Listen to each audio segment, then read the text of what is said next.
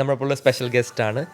Zoho premium partner, അത് സോഹോ എല്ലാവരും കേട്ടിട്ടുണ്ടാവുമല്ലോ. അവരുടെ പ്രീമിയം പാർട്ട്നേഴ്സ് അക്രോസ് ഇന്ത്യ 21 പാർട്ട്നേഴ്സാണുള്ളത്.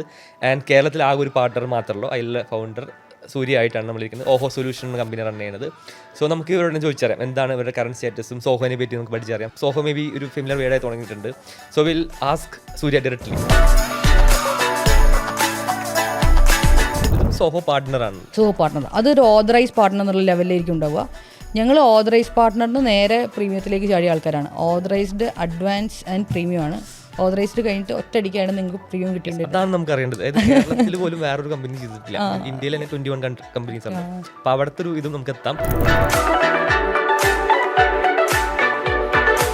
അന്ന് പണ്ട് റീചാർജ് ഭയങ്കര ഫേമസ് ആയിരുന്നു. നമ്മുടെ 100 SMS പെർ ഡേ, 100 SMS എന്നൊക്കെയുള്ള സംഭവം. ഐ മീൻ 100 SMS ഫിലിക്സിന് അറിയുമോ എന്ന് എനിക്കറിയില്ല. അതായത് അന്ന് മൊബൈലിൽ റീചാർജ് ആണ്. ആൻഡ് നമുക്ക് അന്ന് SMS ഒക്കെ 100 SMS. അപ്പോൾ ഒന്ന് വാട്സപ്പ് ഒന്നുമില്ല. അപ്പോൾ SMS-ലൂടെ കമ്മ്യൂണിക്കേറ്റ് ചെയ്യുക. അപ്പോൾ ഈ ലവേഴ്സിനൊക്കെ SMS വഴിയാണ് മെസ്സേജും കാര്യങ്ങളൊക്കെ പോകുന്നുണ്ടാവുക. ഞാൻ അതിൻ്റെ ഒരു എന്താ പറയുക ഡിസ്ട്രിബ്യൂട്ടർ ആയിരുന്നു. അപ്പോൾ എനിക്ക് രാത്രിയാകുമ്പോൾ ഹോസ്റ്റലിൽ ഡോർ നോക്ക് ചെയ്യും, ഇത്ര രൂപയ്ക്ക് റീചാർജ് ചെയ്യുമെന്ന് പറഞ്ഞിട്ട്. അപ്പോൾ റീചാർജ് ബിസിനസ് ഒക്കെ ഞാൻ ചെയ്തിട്ടുണ്ടായിരുന്നു ആ സമയത്ത്.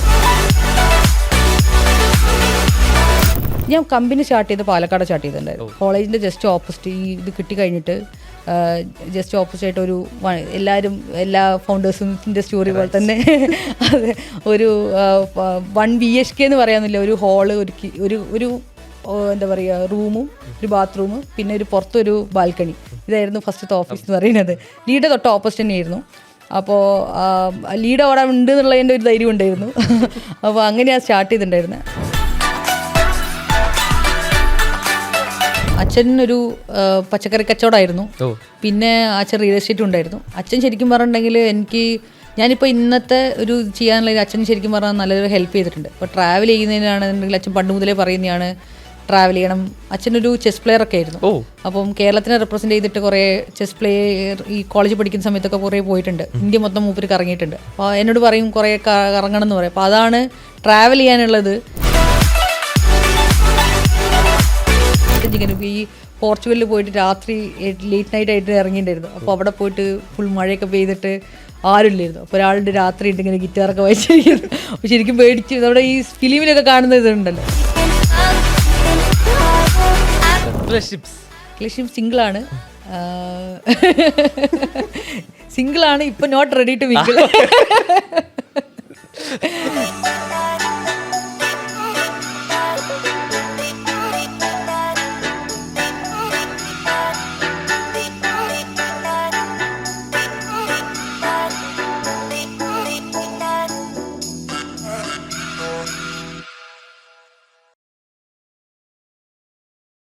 KPH കമ്മ്യൂണിറ്റിയിലുള്ള പല ഫൗണ്ടേഴ്സും പറയുന്നത് പല പ്രൊഡക്റ്റും ഓവർ ദ വീക്കെൻഡ് പ്രൊജക്റ്റായിട്ട് ഉണ്ടാക്കിയിട്ടുള്ളതാണ്. ഫണ്ണായിട്ട് ശനിയും ഞായറായിരുന്നു ബിൽഡ് ചെയ്ത് മൺഡേ ലോഞ്ച് ചെയ്യുക എന്നൊരു ആക്ടിവിറ്റി തന്നെയാണ് പല ഫൗണ്ടേഴ്സും ചെയ്തിട്ടുള്ളത്. അത് റിപ്ലിക്കേറ്റ് ചെയ്യുക എന്നുള്ളതാണ് KPH ഹാക്കത്തോണിൻ്റെ intention. Can you build $1,000 per month generating products from Kerala? AI വന്നിട്ടുണ്ട്. Things have become really easier. Now it's matter of launching the products and scaling it. KPHൻ്റെ മറ്റൊരു ഇവൻറ്റ്സും എല്ലാം പോലെ ഇത് ഇൻവൈറ്റ് ഓൺലി ഹാക്കത്തോണാണ്. എക്സ്ട്രീം ക്യൂറേറ്റഡ് ആയിട്ടുള്ള സീരിയസ് ആയിട്ടുള്ള ആൾക്കാരെ മാത്രമാണ് നമ്മൾ ഉദ്ദേശിക്കുന്നത്. ആ ഫൗണ്ടേഴ്സ് ബിൽഡ് ചെയ്യുന്ന പ്രോഡക്റ്റ് നെക്സ്റ്റ് 3 മന്ത്സിൽ $1,000 പെർ മന്ത് ജനറേറ്റ് ചെയ്യാൻ പറ്റുമോ എന്നുള്ളതാണ് നമ്മുടെ ഒരു ചലഞ്ച്. നമ്മുടെ ഹാക്കത്തോൺ കഴിയുമ്പോൾ നിങ്ങൾ പ്രൊഡക്റ്റായിട്ട് ലോഞ്ച് ചെയ്യുക. ലോഞ്ച് ചെയ്ത് കഴിഞ്ഞിട്ടുള്ള ആ resources from launching to generating the first $1 from the internet and first $1 to $10, $10 to $100, $100 to $1,000 per month. ആ ഒരു step by step stages help ചെയ്യുക. അത് from the mentors from KPH ആണ് നമ്മൾ എനേബിൾ ചെയ്യാൻ നോക്കുന്നത്. KPH ഹാക്കത്തോണായിട്ട് കൊളാബറേറ്റ് ചെയ്യാൻ താല്പര്യമുള്ളവർക്ക് നമ്മളെ കോൺടാക്ട് ചെയ്യാവുന്നതാണ്. Feel free to reach us out. Hackathon link is in the bio and see you soon. നമ്മൾ ഏകദേശം 60ഓളം പോഡ്കാസ്റ്റ് എപ്പിസോഡ് ചെയ്തിട്ടുണ്ട്. പല ആൾക്കാരും ഇമെയിൽ കണ്ടെത്തി ഇമെയിൽ അയക്കാറുണ്ട്. അത് ഞാൻ സമയം കിട്ടുമ്പോൾ റെസ്പോണ്ട് ചെയ്യാറുണ്ട്. ഇപ്പോൾ നമ്മളൊരു വാട്സപ്പ് നമ്പർ കൂടി പോയിട്ട് വാട്സപ്പ് ബോട്ട് ഉണ്ടാക്കിയിട്ടുണ്ട്. Be it for any need you can reach us WhatsApp.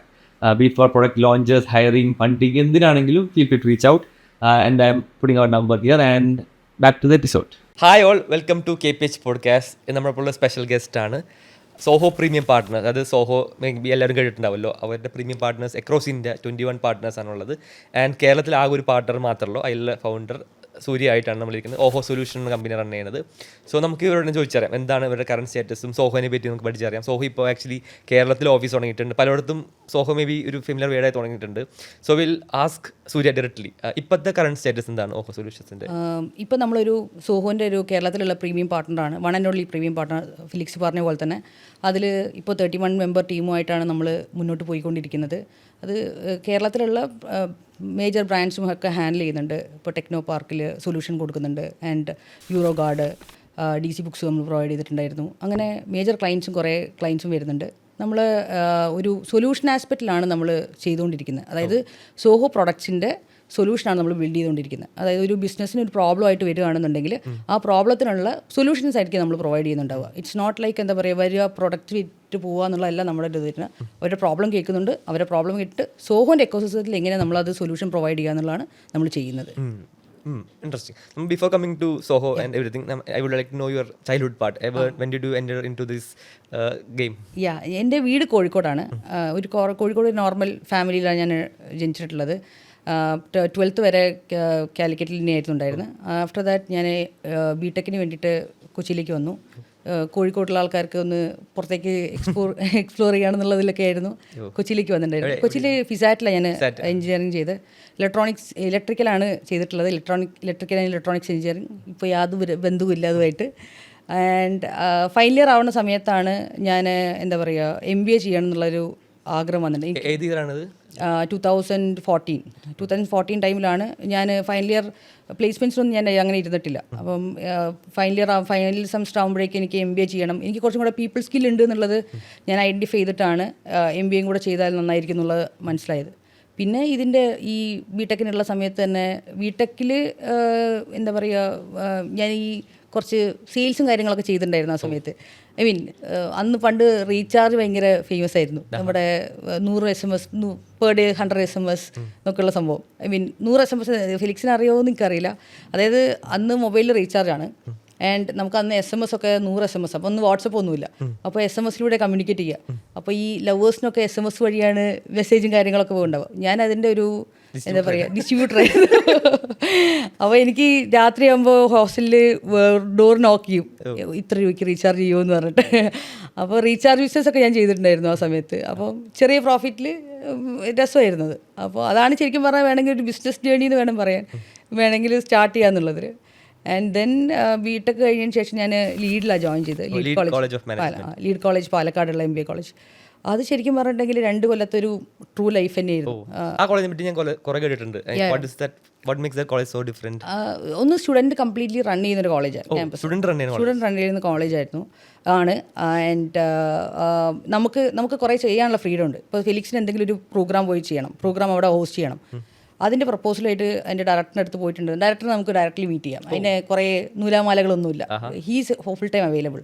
അപ്പോൾ ഞങ്ങൾക്ക് ഇത് ചെയ്യണമെന്ന് പറയുകയാണെന്നുണ്ടെങ്കിൽ അത് ഡു ഇറ്റിനെ പറയുള്ളൂ, അത് ഫ്ലോപ്പ് ആയാലോ ഇതൊന്നും പറ്റില്ല. അപ്പോൾ ഞാൻ ഒത്തിരി ഡിസിഷൻസ് ഒക്കെ എടുക്കാൻ പറ്റിയിട്ടുള്ളത് അവിടെ ലീഡിലുള്ള സമയത്താണ്. നമുക്ക് കുറേ കാര്യങ്ങൾ ചെയ്യാൻ പറ്റിയിട്ടുണ്ട്, കുറേ ഡിസിഷൻസ് എടുത്തിട്ടുണ്ട്, കുറേ ടീം കോർഡിനേഷൻ. അതായത് ഒരു ബിസിനസ് റൺ ചെയ്യുമ്പോൾ നമ്മൾ എന്തൊക്കെ ചെയ്തിട്ടുണ്ടോ ആ കാര്യങ്ങളൊക്കെ തന്നെ നമുക്ക് 2 വർഷം ചെയ്തു. ഞാൻ ശരിക്കും പറഞ്ഞാൽ 2 വർഷം പഠിക്കുന്നതിനെക്കാട്ടും കൂടുതൽ ഞാൻ ചെയ്തിട്ടുള്ളത് കുറേ ആക്ടിവിറ്റീസും കുറേ ഇവൻറ്റ്സും കാര്യങ്ങളൊക്കെ ഹോസ്റ്റ് ചെയ്തിട്ടുള്ളത്. പിന്നെ അവിടെ ഞാൻ 4th ബാച്ചായിരുന്നു ലീഡിൽ, തുടങ്ങിയിട്ട് 4th ബാച്ചായിരുന്നു. അപ്പോൾ അവിടെയും കുറേ സിസ്റ്റം ചെയ്യുക എന്നുള്ള കാര്യങ്ങളൊക്കെ ഉണ്ടായിരുന്നു. അപ്പോൾ അങ്ങനെ കുറേ സിസ്റ്റത്തിൻ്റെ ഇംപ്ലിമെൻറ്റേഷനും പിന്നെ അവിടെ കുറേ പ്രോസസ്സ് കൊണ്ടുവന്നു, അവിടെ മാനുവലി ഉള്ള കാര്യങ്ങൾ ഓട്ടോമേറ്റ് ചെയ്യുക എന്നുള്ളതൊക്കെ പഠിച്ചുകൊണ്ടിരിക്കുമ്പോൾ സമയത്ത് തന്നെ ചെയ്തിട്ടുണ്ടായിരുന്നു.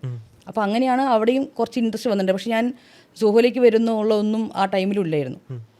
ദെൻ അവിടെ 2 വർഷം എന്ന് പറയുന്നത് 2 വർഷം കഴിഞ്ഞിട്ട് ഞാൻ ബിസിനസ് അനലറ്റിക്സ് കോഴ്സൊക്കെ അവിടെ ആ സമയത്ത് ഞാൻ പഠിച്ചുകൊണ്ട് ഈ 2016 അനലറ്റിക്സ് ഡേറ്റാ സയൻസ് ഒക്കെ അങ്ങനെ വന്നുകൊണ്ടിരിക്കുന്ന സമയമായിരുന്നു.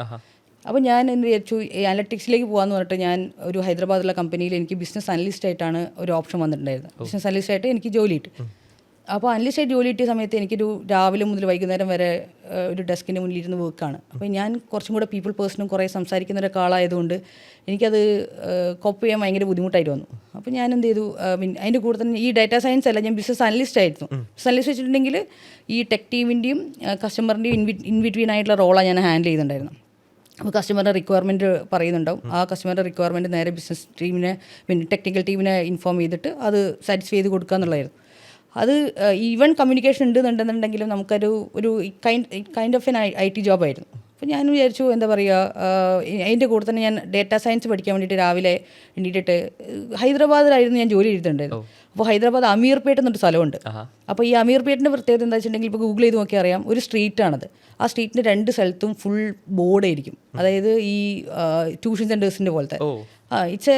ബാംഗ്ലൂരിൽ നിന്നും ഹൈദരാബാദിൽ നിന്നൊക്കെ ഉള്ള ആൾക്കാർ, എഞ്ചിനീയറിംഗ് കഴിഞ്ഞ ആൾക്കാർ ഈ അമീർപേട്ടിൽ വന്നിട്ടാണ് കോഴ്സ് കംപ്ലീറ്റ് ചെയ്യുക. അത് പൈത്തൺ, C, അത് വളരെ ചീപ്പായിട്ടായിരിക്കും ഉണ്ടാവുക, വളരെ ചീപ്പായിട്ടായിരിക്കും. എനിക്ക് തോന്നുന്നു ഡേറ്റാ സയൻസ് അന്ന് ഞാൻ പഠിച്ചിട്ടുണ്ടായിട്ട് 10,000 റുപ്പീസിനാണ് ഡേറ്റാ സയൻസ് പഠിച്ചിട്ടുണ്ടായിരുന്നു.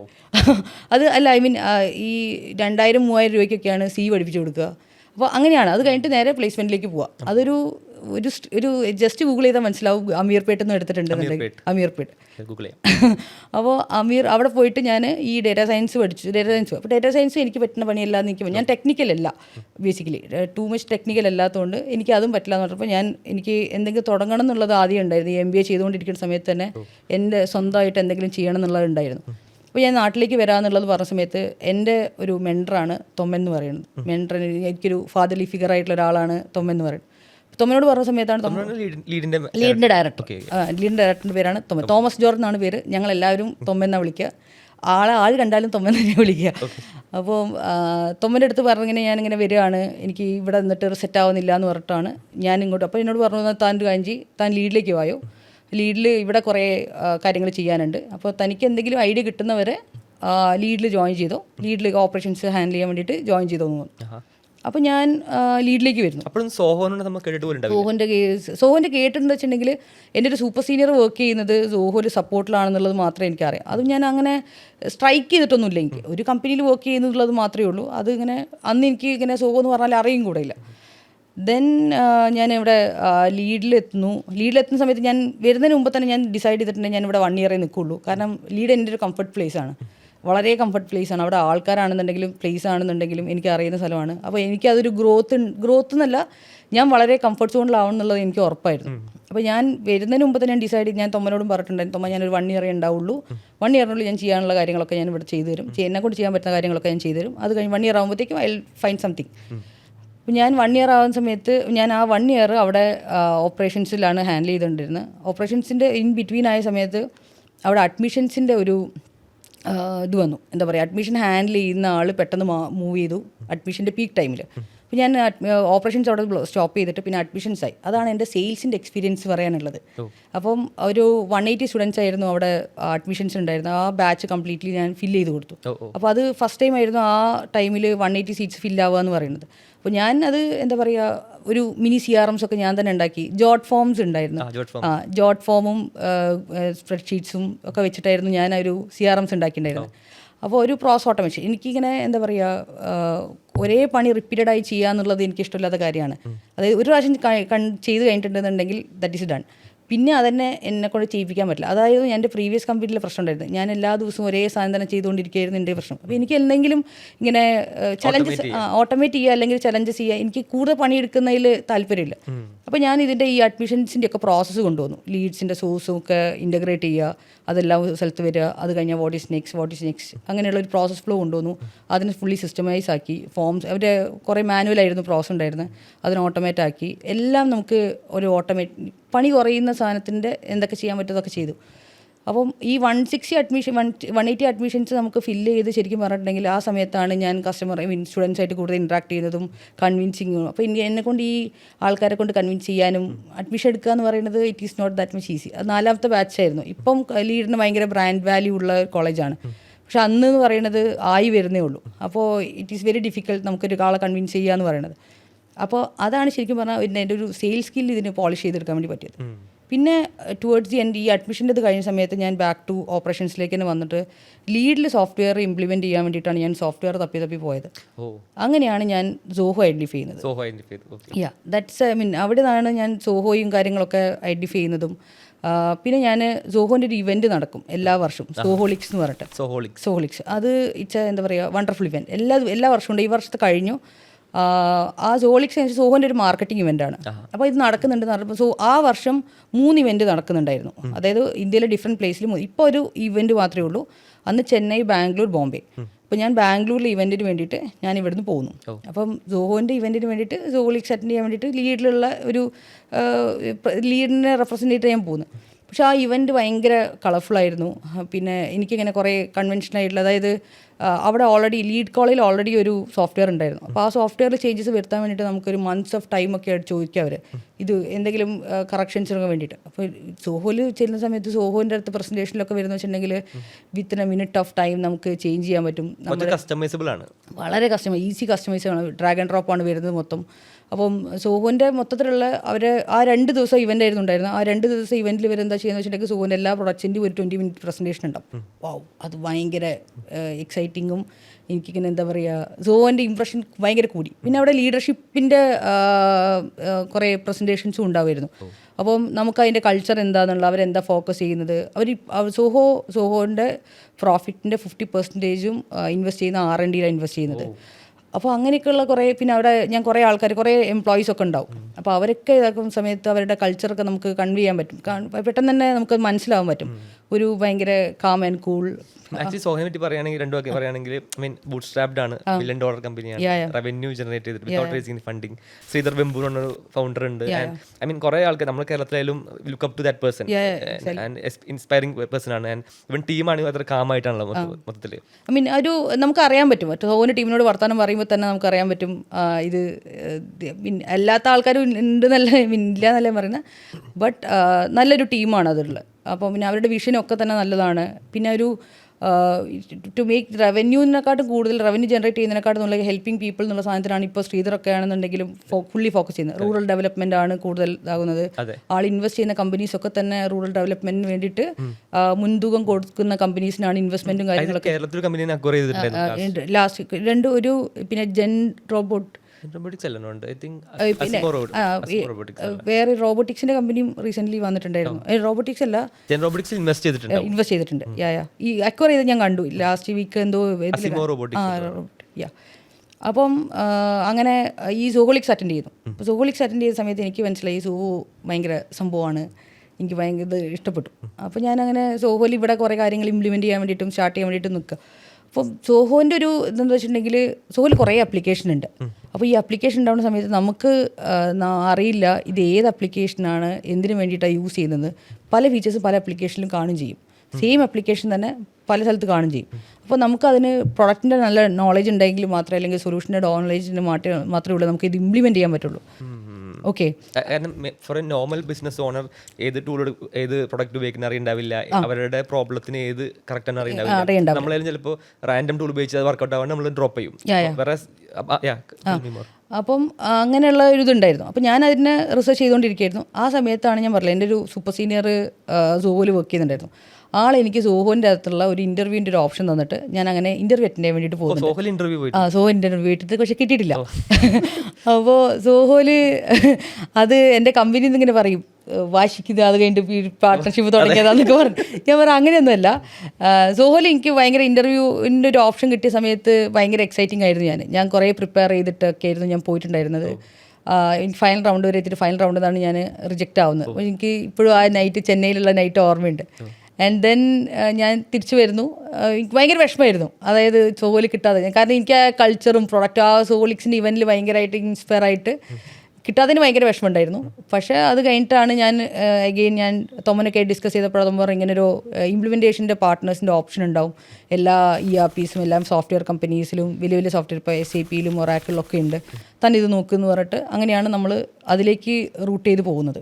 അപ്പം ഈ സോഹോളിക്സ് ഇൻ്റർവ്യൂ അറ്റൻഡ് ചെയ്യുന്നു, ഇൻ്റർവ്യൂവിൽ കിട്ടാതെ പോകുന്നു.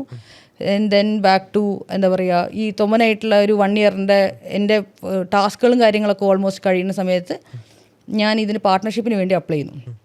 പാർട്ട്ണർഷിപ്പിന് വേണ്ടി അപ്ലൈ ചെയ്യുന്ന സമയത്ത് സോഹോൻ്റെ പാർട്ട്ണർ പ്രോഗ്രാമിന് അപ്പോൾ അതൊരു ഫോമാണ് അന്നുണ്ടായിരുന്ന ഒരു ഫോം സബ്മിറ്റ് ചെയ്തു. ഫോം സബ്മിറ്റ് ചെയ്തിട്ട് അഗെയിൻ നമുക്കൊരു കോളും ഒരു മെയിലും കോളൊക്കെ വരും.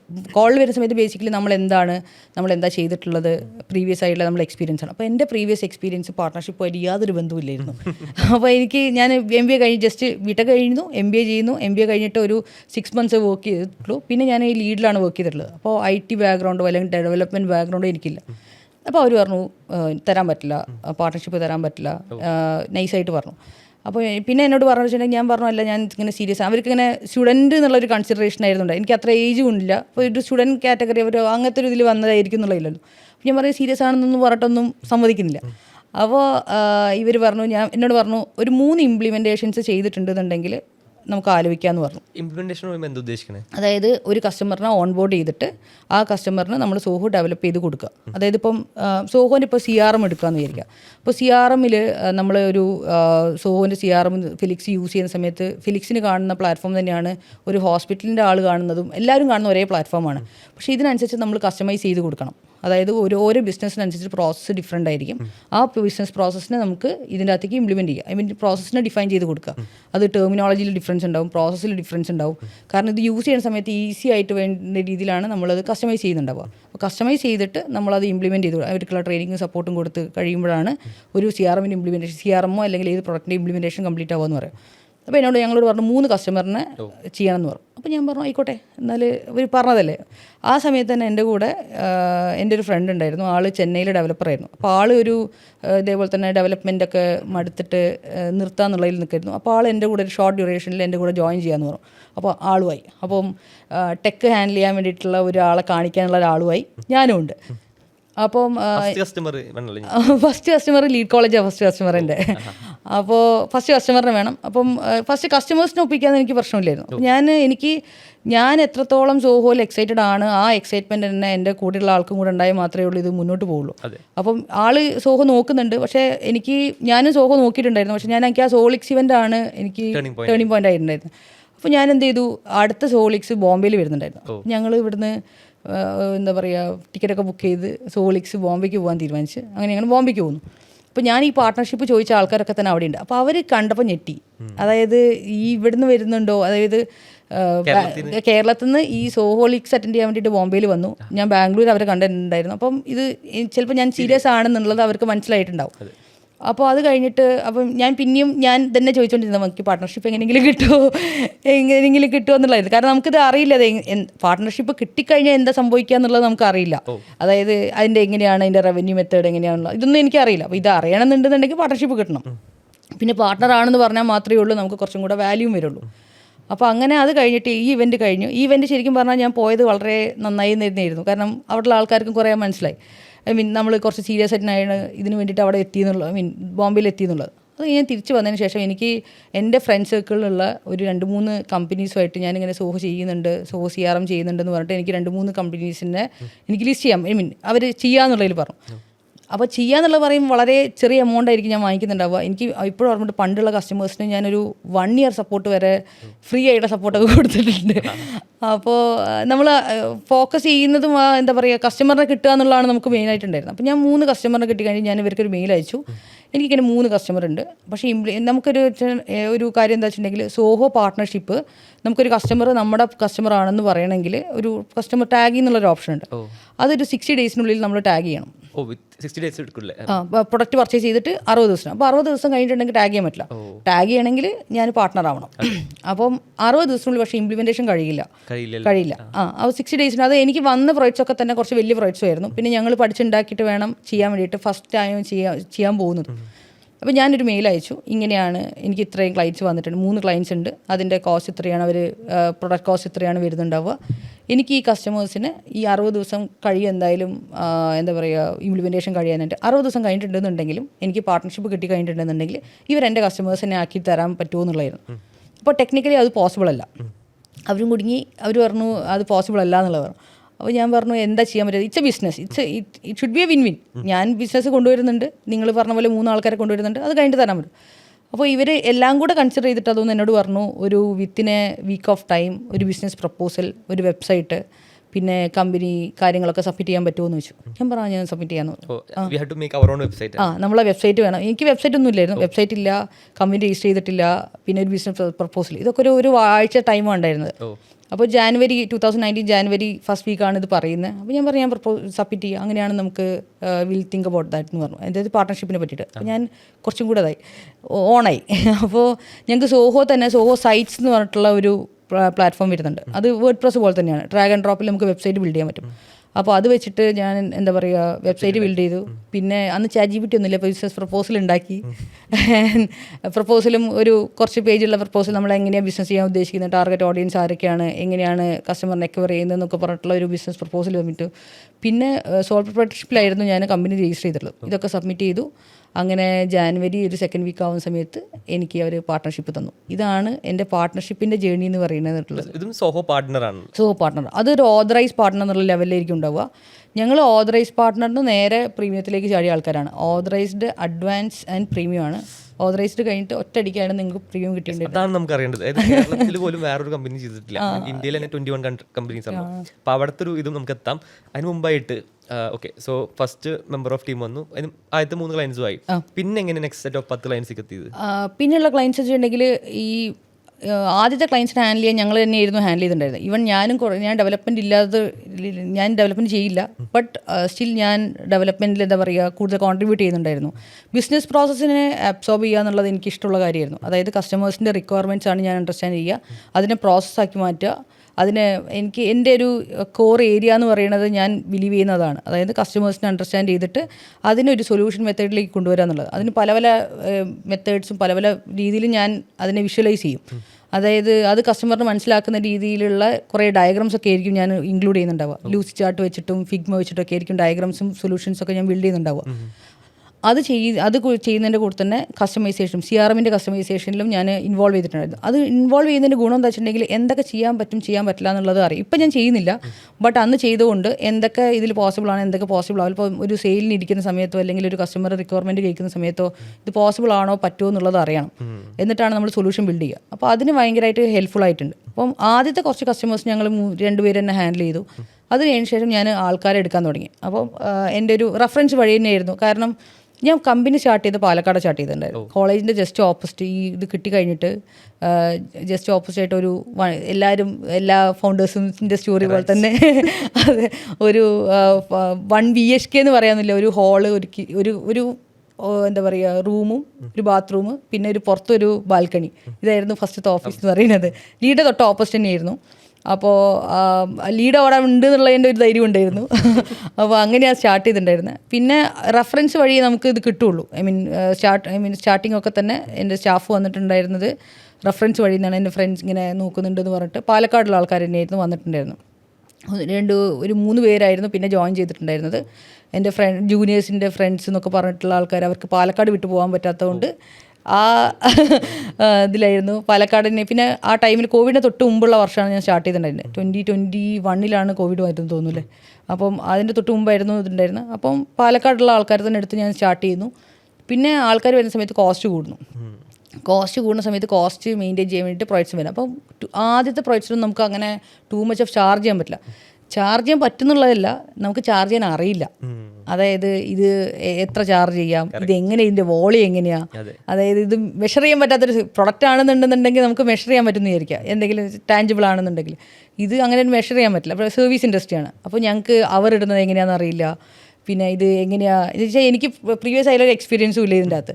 അപ്പോൾ ഇത് അവർ ഇടുന്നത് എങ്ങനെയാണ്, പ്രപ്പോസൽ കൊടുക്കുന്നത് എങ്ങനെയാണെന്നും പോലും അറിയില്ലായിരുന്നു. 2 പേജിൻ്റെ ഒരു പ്രപ്പോസലായിരുന്നു ഞാൻ. അതിപ്പോൾ ഒരു 40-50 പേജസിൻ്റെ പ്രപ്പോസൽ ഇപ്പോൾ കൊടുക്കുന്നത് നമ്മൾ. അപ്പോൾ എന്തൊക്കെയാണ് അതിൻ്റെ അകത്ത് ഇൻക്ലൂഡ് ചെയ്യേണ്ടത്. അപ്പോൾ ഓരോ പ്രാവശ്യം ഓരോ ക്ലയൻറ്റിൻ്റെ അടുത്ത് അടി കിട്ടുന്നതനുസരിച്ചിട്ട് നമുക്ക് പ്രപ്പോസലിൻ്റെ എണ്ണവും പ്രപ്പോസലിൻ്റെ ലെങ്ത്തും കൂടിക്കൊണ്ടിരിക്കും. അപ്പം അങ്ങനെയായിരുന്നു. എന്താ പറയുക, പിന്നെ ഈ കോസ്റ്റ് കൂടുന്നതിൻ്റെ കോസ്റ്റ് കൂടുന്ന സമയത്ത് എനിക്ക് വേറൊരു അഡ്വാൻറ്റേജ് ഉണ്ടായിരുന്നതെന്ന് വെച്ചിട്ടുണ്ടെങ്കിൽ, ഞാൻ പറഞ്ഞല്ലോ ഞാനൊരു 180 അഡ്മിഷൻസ് ലീഡിൽ ചെയ്തിട്ടുണ്ടായിരുന്നല്ലോ.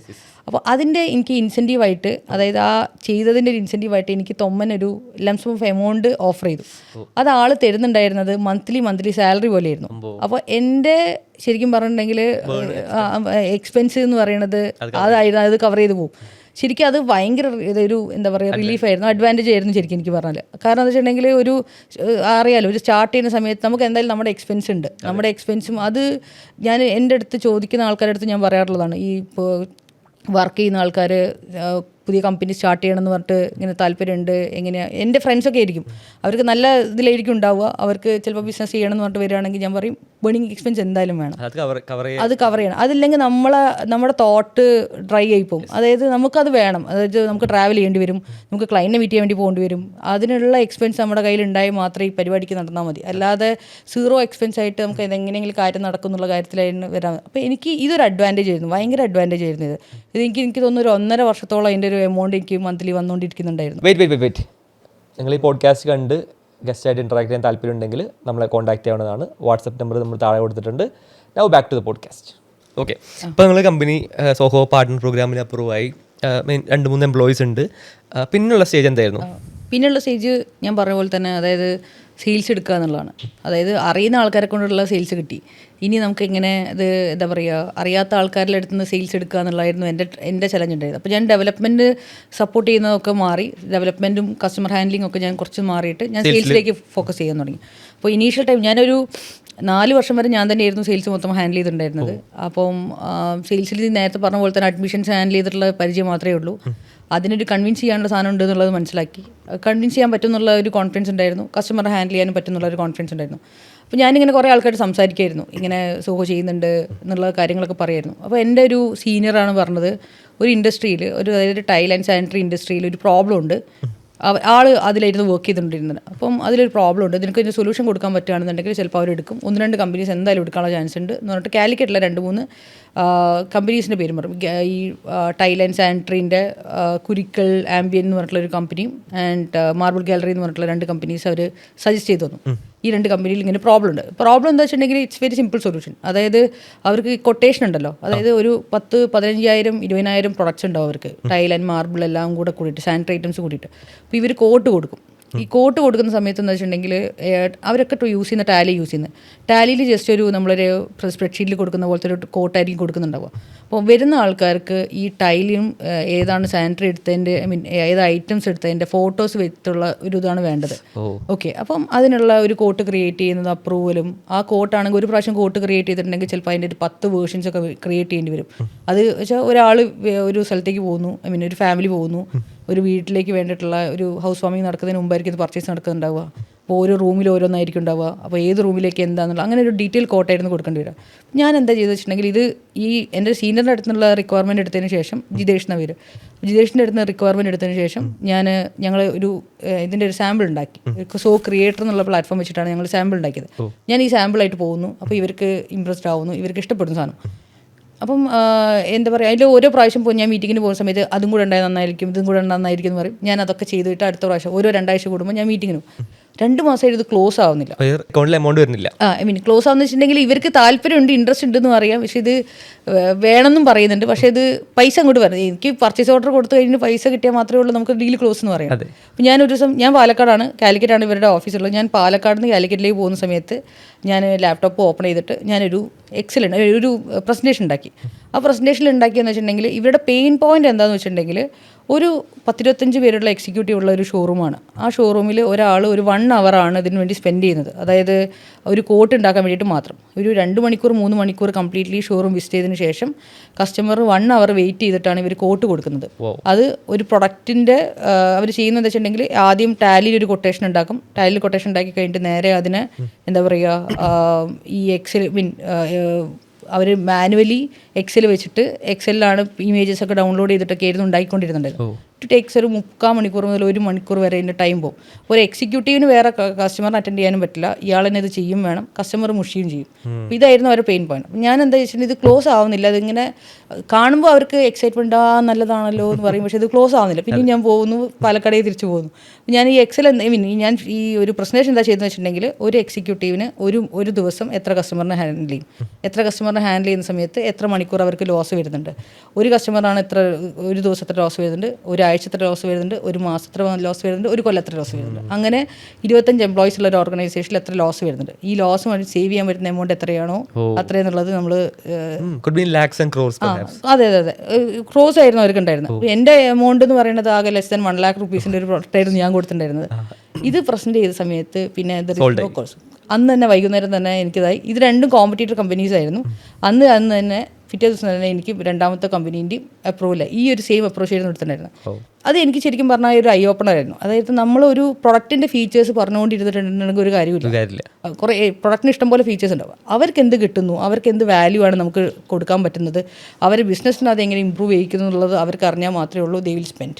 ഇത് ശരിക്കും പറഞ്ഞാൽ അത് ആയിരുന്നു എൻ്റെ ജേർണിയിൽ ഒരു ടേണിംഗ് പോയിന്റ് എന്ന് പറയുന്നത്, സെയിൽസിൻ്റെ ഒരു ടേണിംഗ് പോയിന്റ് എന്ന് പറയുന്നത്. പിന്നെ നമ്മൾ ആ ഒരു രീതി അവർക്ക് എന്ത് കിട്ടുന്നു എന്നുള്ളത് വളരെ ഇമ്പോർട്ടൻ്റ് ആണ്. അപ്പോൾ അതായിരുന്നു പിന്നെ ഞാൻ സെയിൽസിൽ നോക്കിക്കൊണ്ടിരുന്നുണ്ടായിരുന്നു. നമ്മളായാലും മീറ്റിംഗിൽ പോയിട്ട് ഫീച്ചർ ഉണ്ട് പറഞ്ഞേക്കാളും കൂടുതൽ ഈ പറഞ്ഞ ഫീച്ചറോ ഉപയോഗിച്ച് how much revenue amount save or earn. അതെ ഒന്നെങ്കിൽ എത്ര കിട്ടുന്നുള്ളത് അല്ലെങ്കിൽ എത്ര സ്പെൻഡ് ഉള്ളത് നമുക്ക് കുറയ്ക്കാൻ പറ്റുന്നുള്ളത് അവർക്കൊരു ഫിഗറിൽ കാണിച്ചു കൊടുക്കാൻ പറ്റുകയാണെന്നുണ്ടെങ്കിൽ അതൊരു നല്ലൊരു സ്ട്രാറ്റജി ആയിരിക്കും. അത് പെട്ടെന്ന് ക്ലോസ് ചെയ്യാൻ വേണ്ടിയിട്ട് ഹെൽപ്പ് ചെയ്യും. അതും പറഞ്ഞ് മനസ്സിലായിട്ടില്ല എന്നുണ്ടെങ്കിൽ പിന്നെ നമുക്ക് ഒന്നും ചെയ്യാൻ പറ്റില്ല. അപ്പോൾ ഇതായിരുന്നു ഞാൻ ചെയ്തിട്ടുണ്ടായിരുന്നത്. പിന്നെ അങ്ങനെ സെയിൽസ് ക്ലോസ് ഇതാക്കാൻ തുടങ്ങി. പിന്നെ ഈ 2 പ്രോജക്ട്സ് ക്ലോസ് ആയി. പിന്നെ അതേപോലെ തന്നെ നമുക്ക് ലീഡ്സ് വരാൻ തുടങ്ങി. സോഹോ കുറച്ച് ലീഡ്സ് നമുക്ക് സപ്പോർട്ട് ചെയ്യുന്നുണ്ടായിരുന്നു. പിന്നെ ഞാൻ സോഷ്യൽ മീഡിയയിലായിരുന്നു അതിൻ്റെ ആഡ്സും കാര്യങ്ങളും റൺ ചെയ്തിട്ട് അങ്ങനെയും വരുന്നുണ്ടായിരുന്നു. പിന്നെ റെഫറൻസ് വഴി ലീഡ്സ് വരുന്നുണ്ടായിരുന്നു. അങ്ങനെയായിരുന്നു ഉണ്ടായിരുന്നത് ടിൽ കോവിഡ് വരെ. അപ്പോൾ കോവിഡിൻ്റെ ആ സമയത്ത് തൊട്ട് മുമ്പ് എനിക്കിങ്ങനെ നാട്ടിൽ ചെയ്യുന്നതിനെക്കാട്ടും ഒരു ടീം, ഒരു 4-5 പേരുടെ ടീമുണ്ട്, അത് ദുബായിൽ ചെയ്തുകൂടാ എന്നുള്ള ഒരു ആലോചനയുണ്ടായിരുന്നു. ആ സമയത്താണ് കോവിഡ് വരുന്നത്. അപ്പോൾ കോവിഡ് വരുന്ന ശേഷം കാര്യങ്ങളൊക്കെ മാറി പറഞ്ഞു. ഈ കോവിഡ് വരുന്നതിന് മുമ്പുള്ള സെയിൽസും രണ്ടാമത്തെ കോവിഡ് വന്നതിന് ശേഷമുള്ള സെയിൽസ് തമ്മിൽ നല്ല ഡിഫറൻസ് ഉണ്ടായിരുന്നു. അതായത് പണ്ട് ഞാൻ കോവിഡിന് മുമ്പ് സെയിൽസിന് പോകുന്ന സമയത്ത് നമ്മൾ കൺവിൻസ് ചെയ്യണം എന്തിന് CRM എടുക്കണം, എന്താണ് ഒരു CRM എടുത്തില്ലെങ്കിൽ എന്താ പ്രശ്നം, അല്ലെങ്കിൽ സിസ്റ്റം വന്നില്ലെങ്കിൽ എന്താ പ്രശ്നം, സിസ്റ്റം നിങ്ങളെങ്ങനെ ഹെൽപ്പ് ചെയ്യും, ഇതേപോലെ കുറേ കാര്യങ്ങൾ ഞാൻ ആദ്യം എഡ്യൂക്കേറ്റ് ചെയ്തതിന് ശേഷമാണ് നമ്മൾ പ്രൊഡക്റ്റിലേക്ക് കടക്കാൻ പറ്റും. പക്ഷേ കോവിഡ് വന്നതിന് ശേഷം ആൾക്കാർക്ക് മനസ്സിലായി സിസ്റ്റം വേണമെന്നും സിസ്റ്റത്തിന് ഇമ്പോർട്ടൻസ് വേണമെന്നും ഓൺലൈൻ എന്നുള്ള കാര്യത്തിലേക്ക് മാറിയാൽ മാത്രമേ ഉള്ളൂ അവരുടെ ബിസിനസ്സിനെ സ്കെയിലപ്പ് ചെയ്യാൻ പറ്റുള്ളൂ എന്നുള്ള ഒരു ഇത് വന്നിട്ടുണ്ട്. എളുപ്പമായി ആക്ച്വലി. പിന്നെ ഞാൻ പണ്ട് എനിക്ക് എൻക്വയറീസ് വരുന്ന സമയത്ത് ഇന്ന് എൻക്വയറി വന്നിട്ടുണ്ടെന്നുണ്ടെങ്കിൽ നാളെ പിറ്റേ ദിവസം ഞാൻ അവരുടെ ഓഫീസിലുണ്ടാവും. അത് ട്രിവാൻഡ്രം ആയാലോ കാസർഗോഡ് ആയിട്ടുണ്ടെങ്കിലോ ഞാൻ അവരെ കോൺടാക്ട് ചെയ്യും. എനിക്ക് മെയിലായിട്ടോ അല്ലെങ്കിൽ വരികയാണ് കോൺടാക്ട് ചെയ്യും, അവരുടെ റിക്വയർമെൻറ്റ് എടുക്കും. ഞാൻ പറയാം നമുക്ക് വന്ന് മീറ്റ് ചെയ്യാമെന്ന് പറയും. ഇതായിരുന്നു അപ്രോച്ച് ഉണ്ടായിരുന്നത്. അപ്പോൾ അതും ശരിക്കും പറഞ്ഞിട്ടുണ്ടെങ്കിൽ എനിക്കുള്ള ആദ്യത്തെ കസ്റ്റമേഴ്സിനെയൊക്കെ കിട്ടുന്നതിൽ കുറച്ചും കൂടെ എനിക്ക് ബെനിഫിറ്റ് വന്നിട്ടുണ്ട്. അതായത് നമുക്ക് എങ്ങനെയെങ്കിലും കസ്റ്റമേഴ്സിനെ ആഡ് ചെയ്യുക എന്നുള്ളതാണ് നമ്മുടെ ഇൻറ്റൻഷൻ എന്ന് പറയുന്നത്. കാരണം ആദ്യത്തെ കസ്റ്റമേഴ്സിനെ കിട്ടുക, അതിൽ കോസ്റ്റ് കുറച്ചിട്ട് അവർക്ക് ബെനിഫിറ്റ് ആവുന്ന കൂടുതലുള്ളതിലാണ് ഞാൻ നോക്കിയിട്ടുണ്ടായിരുന്നത്. അപ്പോൾ എന്താ പറയുക, അവർക്ക് കൂടുതൽ ബെനിഫിറ്റ് കൊടുത്തിട്ട് എന്താ പറയുക, നമ്മളതിൻ്റെ കോസ്റ്റ് കുറവായിരുന്നു. എനിക്ക് ഇനീഷ്യൽ ഫേസിലൊക്കെ പറഞ്ഞിട്ട് ഡെവലപ്പേഴ്സിൻ്റെ കോസ്റ്റ് ആണെന്നുണ്ടെങ്കിലും പിന്നെ വലിയ ഓഫീസൊന്നുമല്ല, ചെറിയ ഓഫീസല്ല, നമ്മൾ വർക്ക് ഫ്രോം ആയിരുന്നു ഉണ്ടായിരുന്നത്. അപ്പോൾ എനിക്കുള്ള ഞാൻ പറഞ്ഞില്ലേ ഈ ഒരു എന്ത് ലീഡ് വന്നാലും ഞാൻ പിറ്റേ ദിവസം അവിടെ എത്തും. അപ്പോൾ എനിക്കുള്ള ചലഞ്ച് എന്താ വെച്ചിട്ടുണ്ടെങ്കിൽ ടൈം ആയിരുന്നു. അപ്പോൾ എനിക്കൊരു ദിവസം 1-2 മീറ്റിംഗ് ആയിരിക്കും മാക്സിമം അറ്റൻഡ് ചെയ്യാൻ പറ്റും, ചിലപ്പോൾ ഒരു മീറ്റിംഗ് ആയിരിക്കും അറ്റൻഡ്. അപ്പോൾ ഞാൻ അന്നിങ്ങനെ ആലോചിച്ചിട്ടുണ്ടായിരുന്നു ഇതൊക്കെ ഒരു ഓൺലൈൻ ആയിട്ടുണ്ടെങ്കിൽ എന്ത് സുഖമായിരുന്നു. ഗൂഗിൾ മീറ്റ് ഒന്നും ഉണ്ടാവില്ല, ആ സമയത്ത് ഗൂഗിൾ മീറ്റിലേക്ക് ആൾക്കാർ വരുന്ന ടൈമില്ലായിരുന്നു. അപ്പോൾ ഞാനിങ്ങനെ വിചാരിക്കും എല്ലാം ഓൺലൈനായിട്ട് ഈ എൻ്റെ ഫ്രണ്ട്സൊക്കെ വർക്ക് ചെയ്യുന്ന കമ്പനീസ് പറയുന്നതൊക്കെ MNCs ആണ്. അപ്പോൾ അവർക്കൊക്കെ തന്നെ ഓൺലൈനിലാണ് കുറേ കാര്യങ്ങൾ നടന്നത്. അപ്പോൾ ഞാനിങ്ങനെ വിചാരിക്കുന്നു ഇത് ഓൺലൈൻ ആണെന്നുണ്ടെങ്കിൽ എന്ത് സുഖമായിരുന്നു, കുറേ ട്രാവൽ ഒഴിവാക്കും, പിന്നെ കുറേ മീറ്റിംഗ്സ് അറ്റൻഡ് ചെയ്യാം. ടൈമാണ് സേവ് ചെയ്യാൻ പറ്റുന്നത്. നമുക്ക് ആൾക്കാരെ മീറ്റ് ചെയ്യുന്ന സന്തോഷം തന്നെ, പക്ഷേ എന്താ പറയുക മൾട്ടിപ്പിൾ മീറ്റിംഗ്സ് എടുക്കാൻ പറ്റുമല്ലോ. അത് അതേപോലെ തന്നെയായിരുന്നു കോവിഡ് സംഭവിച്ചത്. കോവിഡ് വന്നതിന് ശേഷം ഞങ്ങൾക്ക് നല്ല സെയിൽസ് ആയിരുന്നു ഉണ്ടായിരുന്നത്. കോവിഡ് വന്നതിന് ശേഷം കുറേ റെഫറൻസ് വരാൻ തുടങ്ങി, കുറേ സോഹോൻ്റെ അടുത്ത് നിന്ന് ലീഡ്സ് വരാൻ തുടങ്ങി. കാരണം എന്താ വെച്ചിട്ടുണ്ടെങ്കിൽ എല്ലാ ബിസിനസ് ഓണേഴ്സും വീട്ടിലായിരിക്കുക, പിന്നെ അവർക്ക് ബിസിനസ് ചെയ്യാൻ അവർക്ക് വേറെ ഓപ്ഷൻ ഇല്ല. അപ്പം അവർക്ക് ഈ സമയത്താണ് അവർ ഫ്രീ ആയിട്ട് ഇരിക്കുന്ന സമയത്താണല്ലോ ഇതിനെ പറ്റി ഇംപ്ലിമെൻറ്റേഷനൊക്കെ തിങ്ക് ചെയ്യുന്നുണ്ടാവുക. അങ്ങനെ കുറേ ആൾക്കാർ ഇതിനെ പറ്റിയിട്ട് ആലോചിക്കുന്ന സമയത്തൊക്കെ നമുക്ക് കോൾസ് വരും. ഓണേഴ്സ് ആയിരിക്കും ഡയറക്റ്റ്ലി വിളിക്കുന്നുണ്ടാവുക ഇംപ്ലിമെൻറ്റേഷനും പിന്നെ സിസ്റ്റത്തിലേക്ക് വരുന്നതിൻ്റെ. അവർക്ക് ആ സമയത്ത് ബുദ്ധിമുട്ടുകൾ മനസ്സിലാവുന്നുണ്ട്. CRM പെട്ടെന്ന് ഇംപ്ലിമെൻറ്റ് ചെയ്യുന്നുണ്ട്, കാരണം സെയിലില്ലാത്ത സമയമാണ്. ഞങ്ങൾക്കുള്ള ഒരു അഡ്വാൻറ്റേജ് എന്താണെന്ന് വെച്ചിട്ടുണ്ടെങ്കിൽ മാർക്കറ്റ് മോശമാണോ അല്ലയോ എന്നുള്ളത് നമുക്കറിയാൻ പറ്റും. അതായത് നാട്ടിൽ അതായത് മാർക്കറ്റ് മോശമാണെന്നുണ്ടെങ്കിൽ അവർ പുറത്തുള്ള ആൾക്കാർക്ക് സെയിൽ കുറവാണ്, ഞങ്ങൾക്ക് എൻക്വയറി ഭയങ്കരമായിട്ട് കൂടും. അതിൻ്റെ ലോജിക്ക് എന്താണെന്ന് വെച്ചിട്ടുണ്ടെങ്കിൽ ഈ സപ്പോസ് ഇൻഡസ്ട്രിയിൽ സെയിൽസ് കുറവാണെന്നുണ്ടെന്നുണ്ടെങ്കിൽ ആ ടൈമിലാണ് ഇവർ എന്താ പറയുക ഇപ്പം ഡിജിറ്റൽ മാർക്കറ്റിംഗ് എപ്പോഴായിരിക്കും ചെയ്യുന്നുണ്ടാവുക, ലീഡ് ജനറേറ്റ് ചെയ്യുന്നൊക്കെ തന്നെ അവർക്ക് സെയിൽസ് കച്ചവടം കുറവുള്ള സമയത്തായിരിക്കും. അതേ സെയിം തന്നെയാണ് ഇതിന് CRMൻ്റെ കേസിലും വരുന്നുണ്ടാവും. അപ്പോൾ ആ സമയത്താണാവോ എനിക്കൊരു CRM ഉണ്ടായിരുന്നെങ്കിൽ എന്താ പറയുക കുറച്ചും കൂടെ ബെറ്റർ ആയിട്ട് അവർക്ക് ലീഡ്സ് മാനേജ് ചെയ്യാൻ പറ്റും, ലീഡ്സ് ആഡ് ചെയ്യാൻ പറ്റും, പ്രോസസ് ഫ്ലോ കൊണ്ടുവരാൻ പറ്റും, കസ്റ്റമർ ഈ എക്സിക്യൂട്ടീവിനെ ട്രാക്ക് ചെയ്യാൻ പറ്റും. അപ്പം ഇതൊന്നും ഇല്ലാത്തതുകൊണ്ടാണ് സെയിൽസ് കൂടാത്തതെന്നുള്ളതിൻ്റെ ഒരു തോട്ട് വരുന്നത് ആ ടൈമിലാണ് അവർക്ക് തരുന്നത്. അപ്പം എനിക്ക് പെട്ടെന്ന് അറിയാൻ പറ്റും പുറത്തുള്ള ബിസിനസ്സിന് നമുക്ക് അറിയാൻ പറ്റും പുറത്തുള്ള ബിസിനസ് നല്ല രീതിയിലാണോ നടക്കുന്നതല്ലേ എന്നുള്ളത് നമുക്ക് അറിയാൻ പറ്റും. ഇപ്പോഴത്തെ കറണ്ട് ട്രെൻഡ് എന്താണ്? ഇപ്പം ഞങ്ങൾക്ക് അത്യാവശ്യം നല്ലൊരു കച്ചവടം വരുന്നുണ്ട്. നല്ല എൻക്വയറീസ് ആണ് ഉള്ളത്. അപ്പോൾ കച്ചവടത്തിന് പ്രശ്നം ഉണ്ടാവും ചിലപ്പോൾ. പിന്നെ ഈ കോവിഡ് ഞാൻ പറഞ്ഞല്ലോ, കോവിഡ് കഴിഞ്ഞതിന് ശേഷം എന്താ പറയുക, ഈ ഒരു അപ്രോച്ചിൽ ഭയങ്കര ഡിഫറൻറ്റ് വന്നിട്ടുണ്ട്. ആൾക്കാർക്ക് നമ്മൾ എഡ്യൂക്കേറ്റ് ചെയ്യേണ്ട ആവശ്യം വന്നിട്ടില്ല. എന്താ വേണ്ടതെന്ന് മാത്രം ചോദിച്ചാൽ മതി. എന്തിനാണ് അത് എടുക്കുന്നത് എന്നുള്ളത് നമുക്ക് ഇൻഫോം ചെയ്യേണ്ട ആവശ്യം വന്നിട്ടില്ല. അതായത് അവർക്ക് ഞങ്ങൾക്ക് ഇങ്ങനെ സിസ്റ്റം വേണം, ഞങ്ങൾക്ക് ഇങ്ങനെ CRM വേണം എന്ന് പറഞ്ഞിട്ടാണ് നമുക്ക് എൻ്റെ കോൺടാക്ട്സും കാര്യങ്ങളൊക്കെ വന്നിട്ടുണ്ട്. കോവിഡ് ടൈം ശരിക്കും പറഞ്ഞാൽ ഞങ്ങൾ ടീം മൊത്തത്തിൽ ടീമിനെ ആഡ് ചെയ്ത് ആ സമയത്ത് തന്നെ ടീമിന് കുറേ ആഡ് ചെയ്തു. പക്ഷെ അന്ന് നിങ്ങൾക്ക് കൊച്ചിയിൽ ഓഫീസ് ഉണ്ടായിരുന്നു? കൊച്ചിയിലില്ല, ഞാൻ പാലക്കാട് തന്നെയായിരുന്നു. റിമോട്ടായിട്ട് ഹയർ ചെയ്ത് അതും ഞങ്ങൾക്ക് നല്ല ചലഞ്ചായിരുന്നു. കാരണം ഇത് പണി അറിയുന്ന ആൾക്കാർ വേണം ബാക്കിയുള്ള ആൾക്കാരെ പഠിപ്പിക്കാൻ വേണ്ടിയിട്ട്. അപ്പം ഫ്രഷേഴ്സിനായിരുന്നു നമ്മൾ ഹയർ ചെയ്യുന്നുണ്ടായിരുന്നത്. അപ്പം ഇവർക്ക് പ്രൊജക്റ്റും ഉണ്ടാവും, ഇവരെ പഠിപ്പിക്കും വേണം. നല്ല ചലഞ്ചായിരുന്നു ആക്ച്വലി. പിന്നെ സോഹോ അറിയുന്ന ആൾക്കാർ കേരളത്തിൽ കുറവാണ്, ഇപ്പോഴും കുറവാണ്. അപ്പോൾ ഇത് പോഡ്കാസ്റ്റ് കാണുന്ന ആൾക്കാർ ഡെവലപ്പേഴ്സ് ഉണ്ടെന്നുണ്ടെന്നുണ്ടെങ്കിൽ എന്താ പറയുക, സോഹോ പഠിക്കുക. സോഹോൻ്റെ ഒരു 2000-ഓളം പാർട്ട്നേഴ്സ് തന്നെ വരുന്നുണ്ട് സോഹോയ്ക്ക്. ഇപ്പം 2000-ഓളം പാർട്ട്നേഴ്സ് ഉണ്ട്. അത്രയും ആൾക്കാർ ഇപ്പം ബിസിനസ്സും ചെയ്യുന്നുണ്ട്.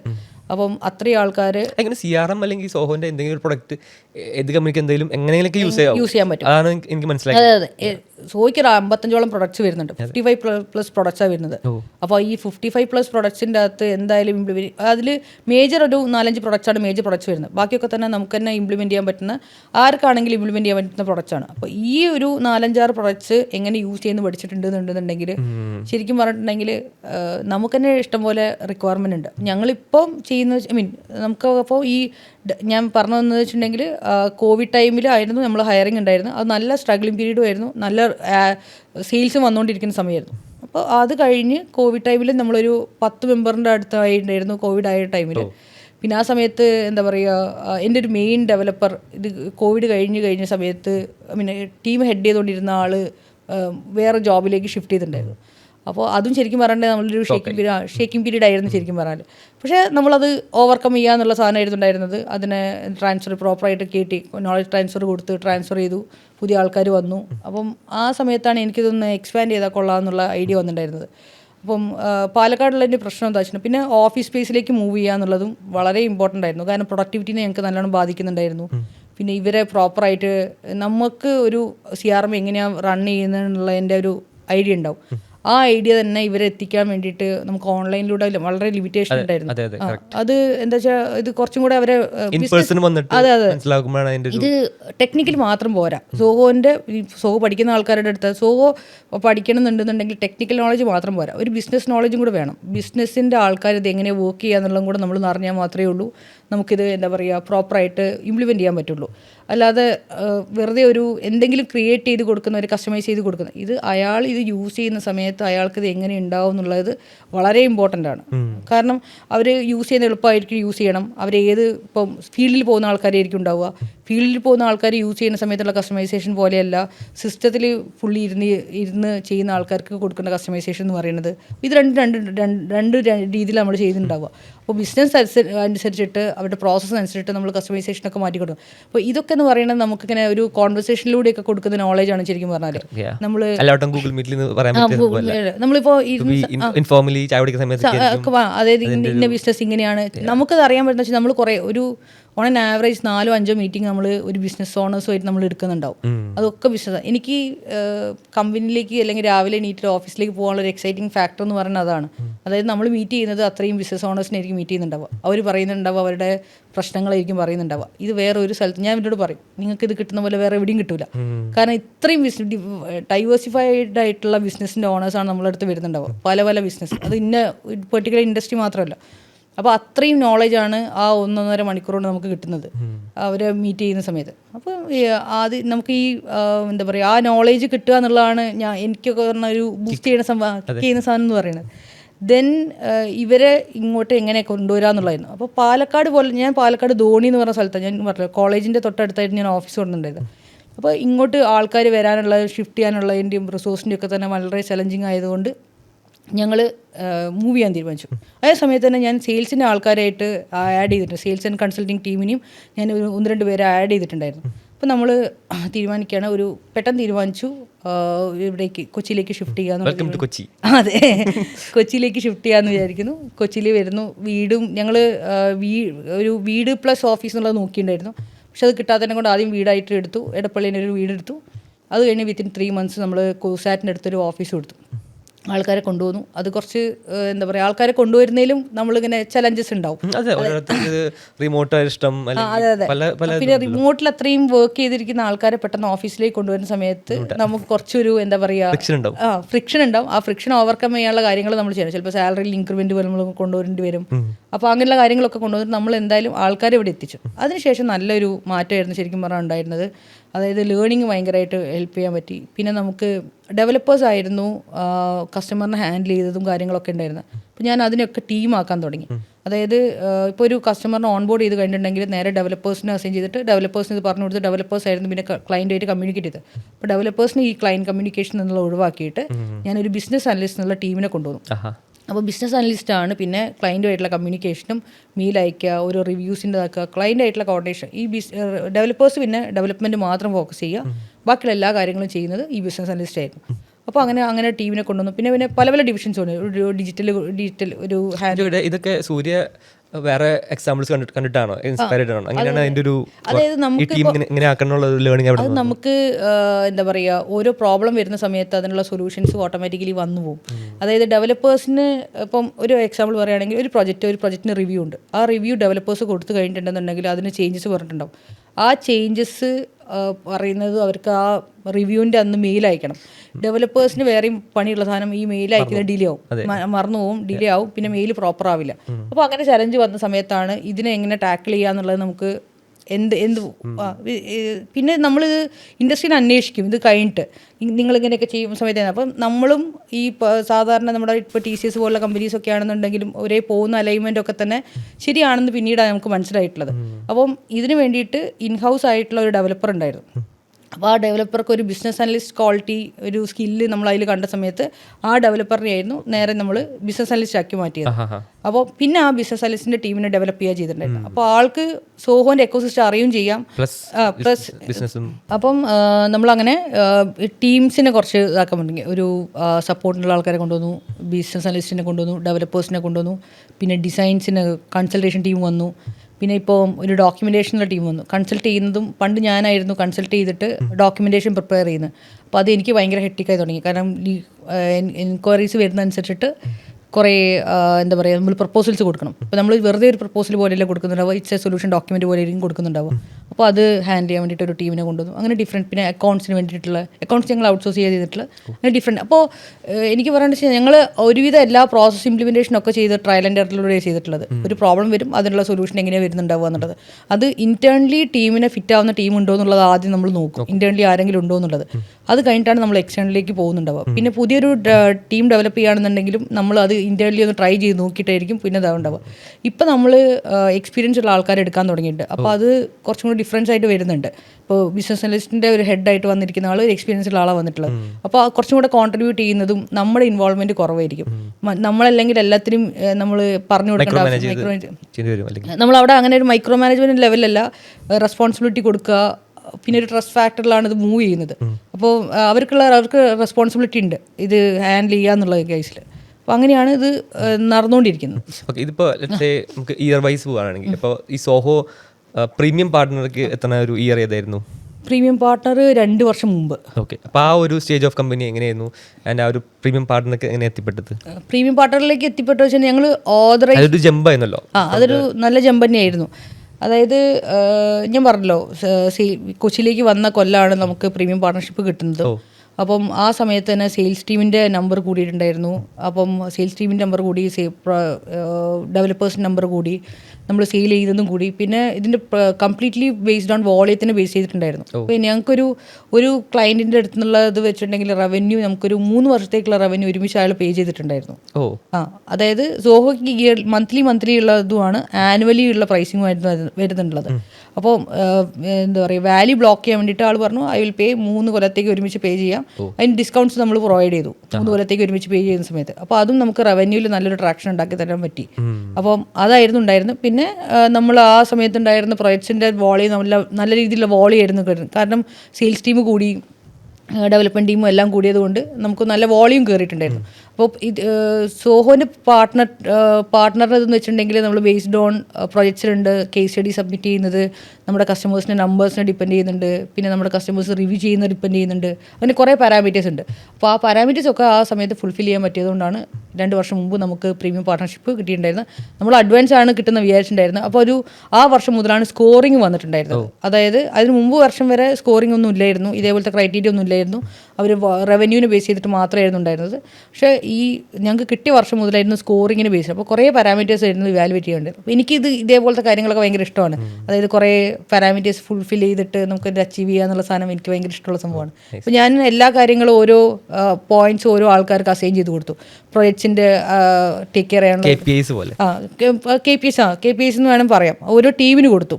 പ്രൊജക്ട്സ് ഹാൻഡിൽ ചെയ്യാൻ വേണ്ടി പ്രൊജക്ട്സിൻ്റെ ഒരു ഡോക്യുമെൻറ്റ് പ്രിപ്പയർ ചെയ്യണം, അതൊരു ടീമിന് കൊടുത്തു. കേസ് സ്റ്റഡീസ് അടുത്ത ആൾക്കാർക്ക്, പിന്നെ ഈ കസ്റ്റമേഴ്സിൻ്റെ റിവ്യൂ എടുക്കാൻ വേണ്ടിയിട്ട് സെയിൽസ് ടീമിന് കൊടുത്തു. അപ്പോൾ എല്ലാവരും കോൺട്രിബ്യൂട്ട് ചെയ്യുന്നുണ്ടായിരുന്നു ഈ ഇതിലേക്ക് വേണ്ടിയിട്ട്. അപ്പോൾ ടുവേർഡ്സ് ഡിസംബർ എൻഡാണ് നമുക്കൊരു ഇത് വരുന്നുണ്ടാവുക, അതിൻ്റെ ഇവാലുവേഷൻ വരുന്നുണ്ടാവുക. അപ്പോൾ നവംബർ ഡിസംബർ ഒക്കെ നമ്മൾ ഇതിൽ ഫുള്ളി ഇൻവോൾവ് ചെയ്തിട്ട് അപ്പോൾ എല്ലാവരും എന്തെങ്കിലുമൊക്കെ കോൺട്രിബ്യൂട്ട് ചെയ്യുന്നുണ്ടായിരുന്നു. അപ്പോൾ അത് വലിയൊരു അച്ചീവ്മെൻ്റ് ആയിരുന്നു. നമ്മളൊരു വലിയൊരു ഫംഗ്ഷനൊക്കെ വെച്ചിട്ടായിരുന്നു ഇവിടെ ലേബർ ഡേയിൽ പോയിട്ട് വലിയ ഡിന്നറും കാര്യങ്ങളൊക്കെ ആയിട്ട് നല്ലൊരു ഫംഗ്ഷൻ. പക്ഷേ അത് എല്ലാവരും അതിൻ്റെ അത് കോൺട്രിബ്യൂട്ട് ചെയ്തിട്ടുണ്ട്. അപ്പോൾ എല്ലാവർക്കും ഒരു നല്ലൊരു ഹാപ്പി മൊമെന്റ് ആയിരുന്നു ആ ഒരു ടൈം. പ്രീമിയം പാർട്ണർ ആവുമ്പോൾ ശരിക്കും എന്താ ബെനിഫിറ്റ്? അവരുടെ ലീഡ്സിന്റെ സൈസ് ഓഫ് കൂടും, എന്താ വാട്ട് ചേഞ്ചസ്?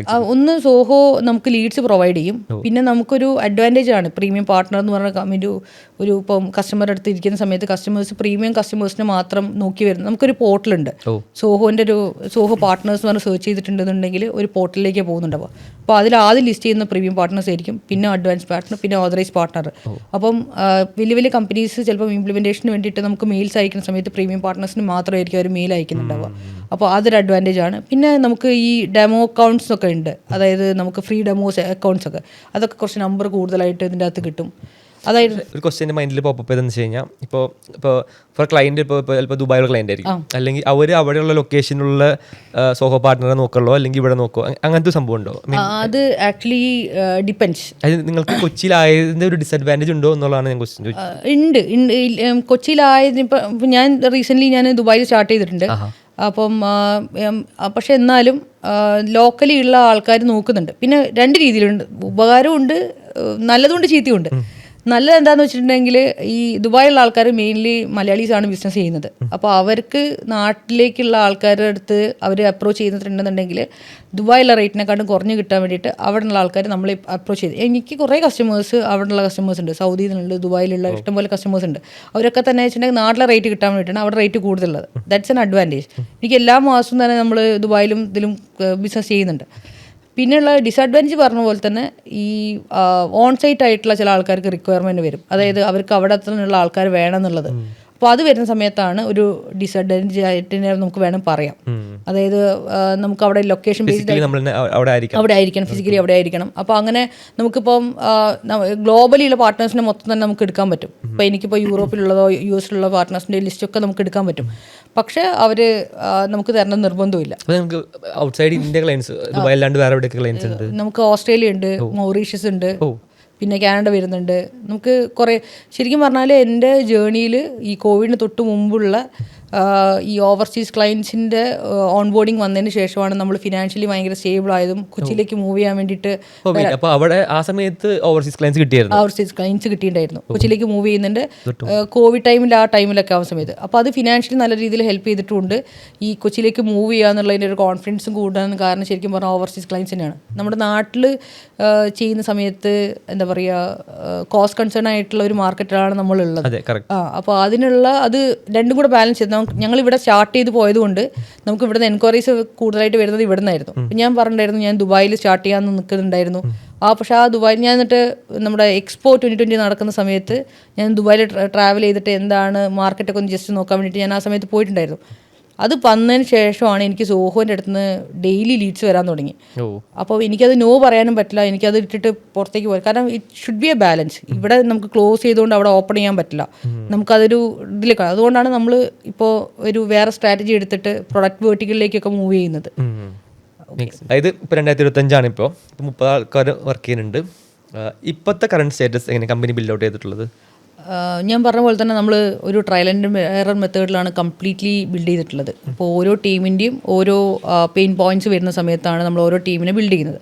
അപ്പോൾ ഓരോ ടീമിനെ ബിൽഡ് ചെയ്യുന്ന സമയത്ത് നമുക്ക് ആദ്യം നമ്മൾ നോക്കുന്നുണ്ടാവുക ഇൻഹൗസിൽ ആരെങ്കിലും ആ ഇതിലേക്ക് റീപ്ലേസ് ചെയ്യാൻ പറ്റുമോ. കാരണം സോഹോ എക്കോസിസ്റ്റം അറിയണം, ക്ലയൻറ്റ് അറിയണം, നമ്മുടെ ബിസിനസ് പ്രോസസ്സ് അറിയണം, ഇത് ബിസിനസ്സിൻ്റെ നോളജും വേണം. നമ്മുടെ ഏത് ടീം എടുക്കുകയാണെന്നുണ്ടെങ്കിലും ഡിസൈനർ ഒഴികെ ബാക്കിയുള്ള എല്ലാവർക്കും ഈ പ്രോസസ്സുകൾ അറിഞ്ഞാൽ മാത്രമേ ഉള്ളൂ സസ്റ്റെയിൻ ചെയ്യാൻ പറ്റുള്ളൂ. അപ്പോൾ ഞങ്ങൾ ഏതെങ്കിലും പുതിയ ടീമിനെ ഫോം ചെയ്യുന്ന സമയത്ത് ഇതാണ് മെയിനായിട്ട് നോക്കുന്നുണ്ടാവുക.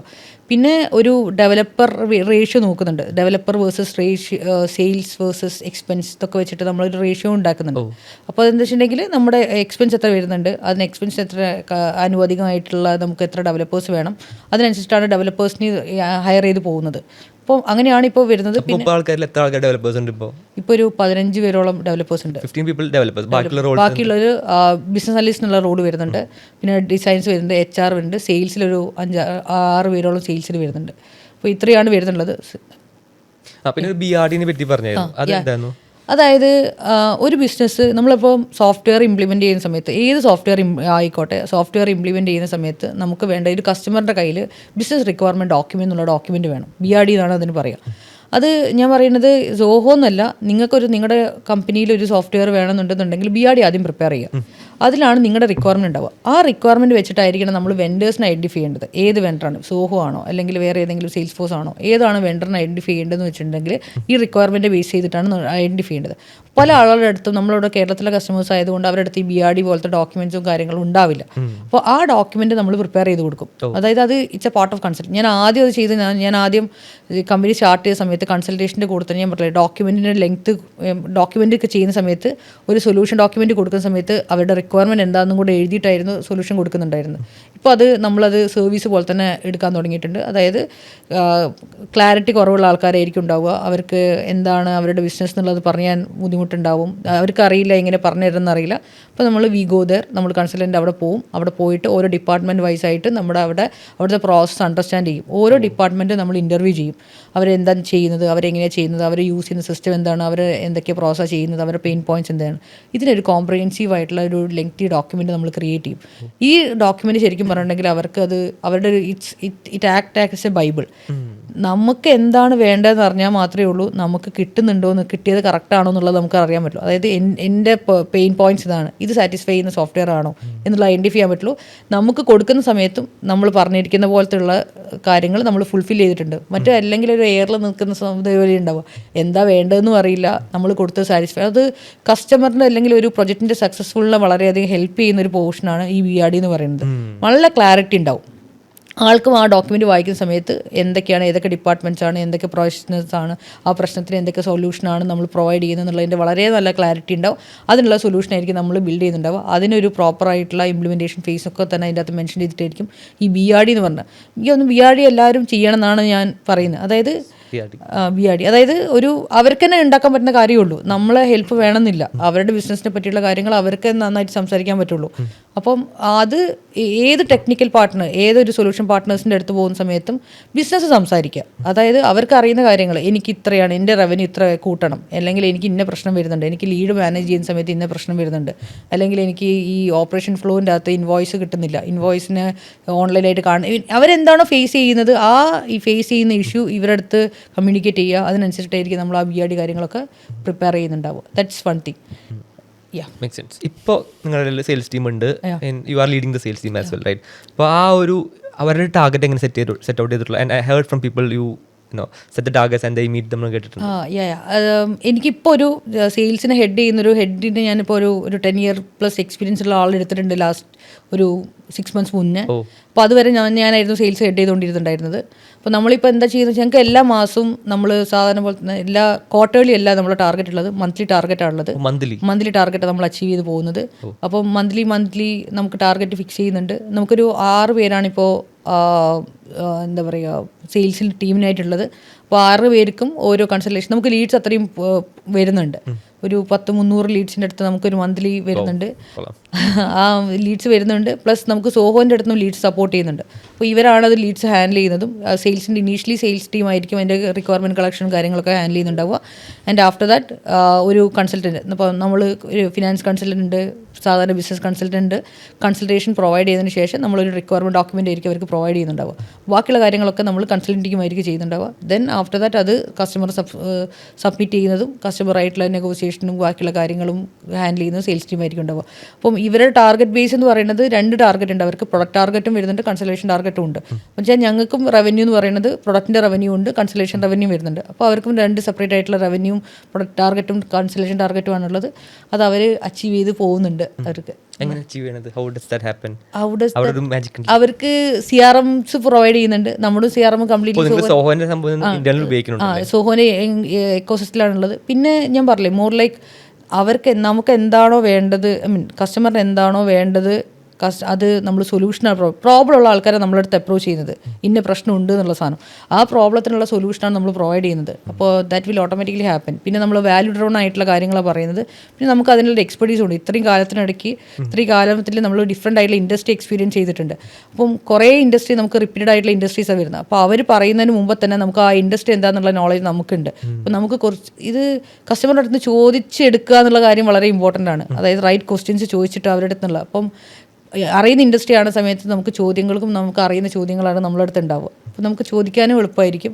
അപ്പോൾ നമുക്ക് അനുസരിച്ച് നമുക്ക് ഓൾറെഡി ആ ഇൻഡസ്ട്രി അറിയാം. പിന്നെ പെയിൻസ് ഇപ്പം ഒരു 4-5 സിമിലർ ആയിട്ടുള്ള ഇൻഡസ്ട്രിയുള്ള കസ്റ്റമേഴ്സ് വരികയാണെന്നുണ്ടെന്നുണ്ടെങ്കിൽ നമുക്ക് ഒരു കസ്റ്റമറുടെ അടുത്ത് ഇൻഫർമേഷൻ കിട്ടും, ഇൻസൈറ്റ്സ് കിട്ടും. രണ്ടാമത്തെ കസ്റ്റമേഴ്സിൻ്റെ ഇൻസൈറ്റ്സ് കിട്ടും. ഈ 2 കസ്റ്റമേഴ്സിൻ്റെ ഇൻസൈറ്റ്സ് നമുക്ക് 3-4-5 കസ്റ്റമേഴ്സിൻ്റെ അടുത്ത് യൂസ് ചെയ്യാനും പറ്റും. അപ്പോൾ അങ്ങനെ നമുക്ക് അത് വേണോ, അല്ലെങ്കിൽ എന്താ പറയുക, റിക്വയർമെൻറ്റ് കേസിലൊക്കെ നമുക്ക് എടുക്കാൻ പറ്റും. അപ്പം നമുക്ക് കുറച്ചും കൂടെ സെല് ചെയ്യാൻ ഈസിയാണ്. അപ്പം സൊല്യൂഷൻ ബേസ്ഡ് ആയിട്ടുള്ള രീതിയിലാണ് നമ്മൾ വർക്ക് ചെയ്യുന്നത്. ടാർഗറ്റ് ഇതേപോലെ തന്നെ ഞാൻ പറഞ്ഞ പോലെ തന്നെ എല്ലാവർക്കും ടാർഗറ്റ്സ് കൊടുത്തിട്ടുണ്ട്. അച്ചീവബിൾ ആയിട്ടുള്ള ടാർഗറ്റ്സ് ആണ് ഇവർക്ക് കൊടുക്കുന്നത്. അത് ഇവർ അച്ചീവ് ചെയ്യുന്നുണ്ട്.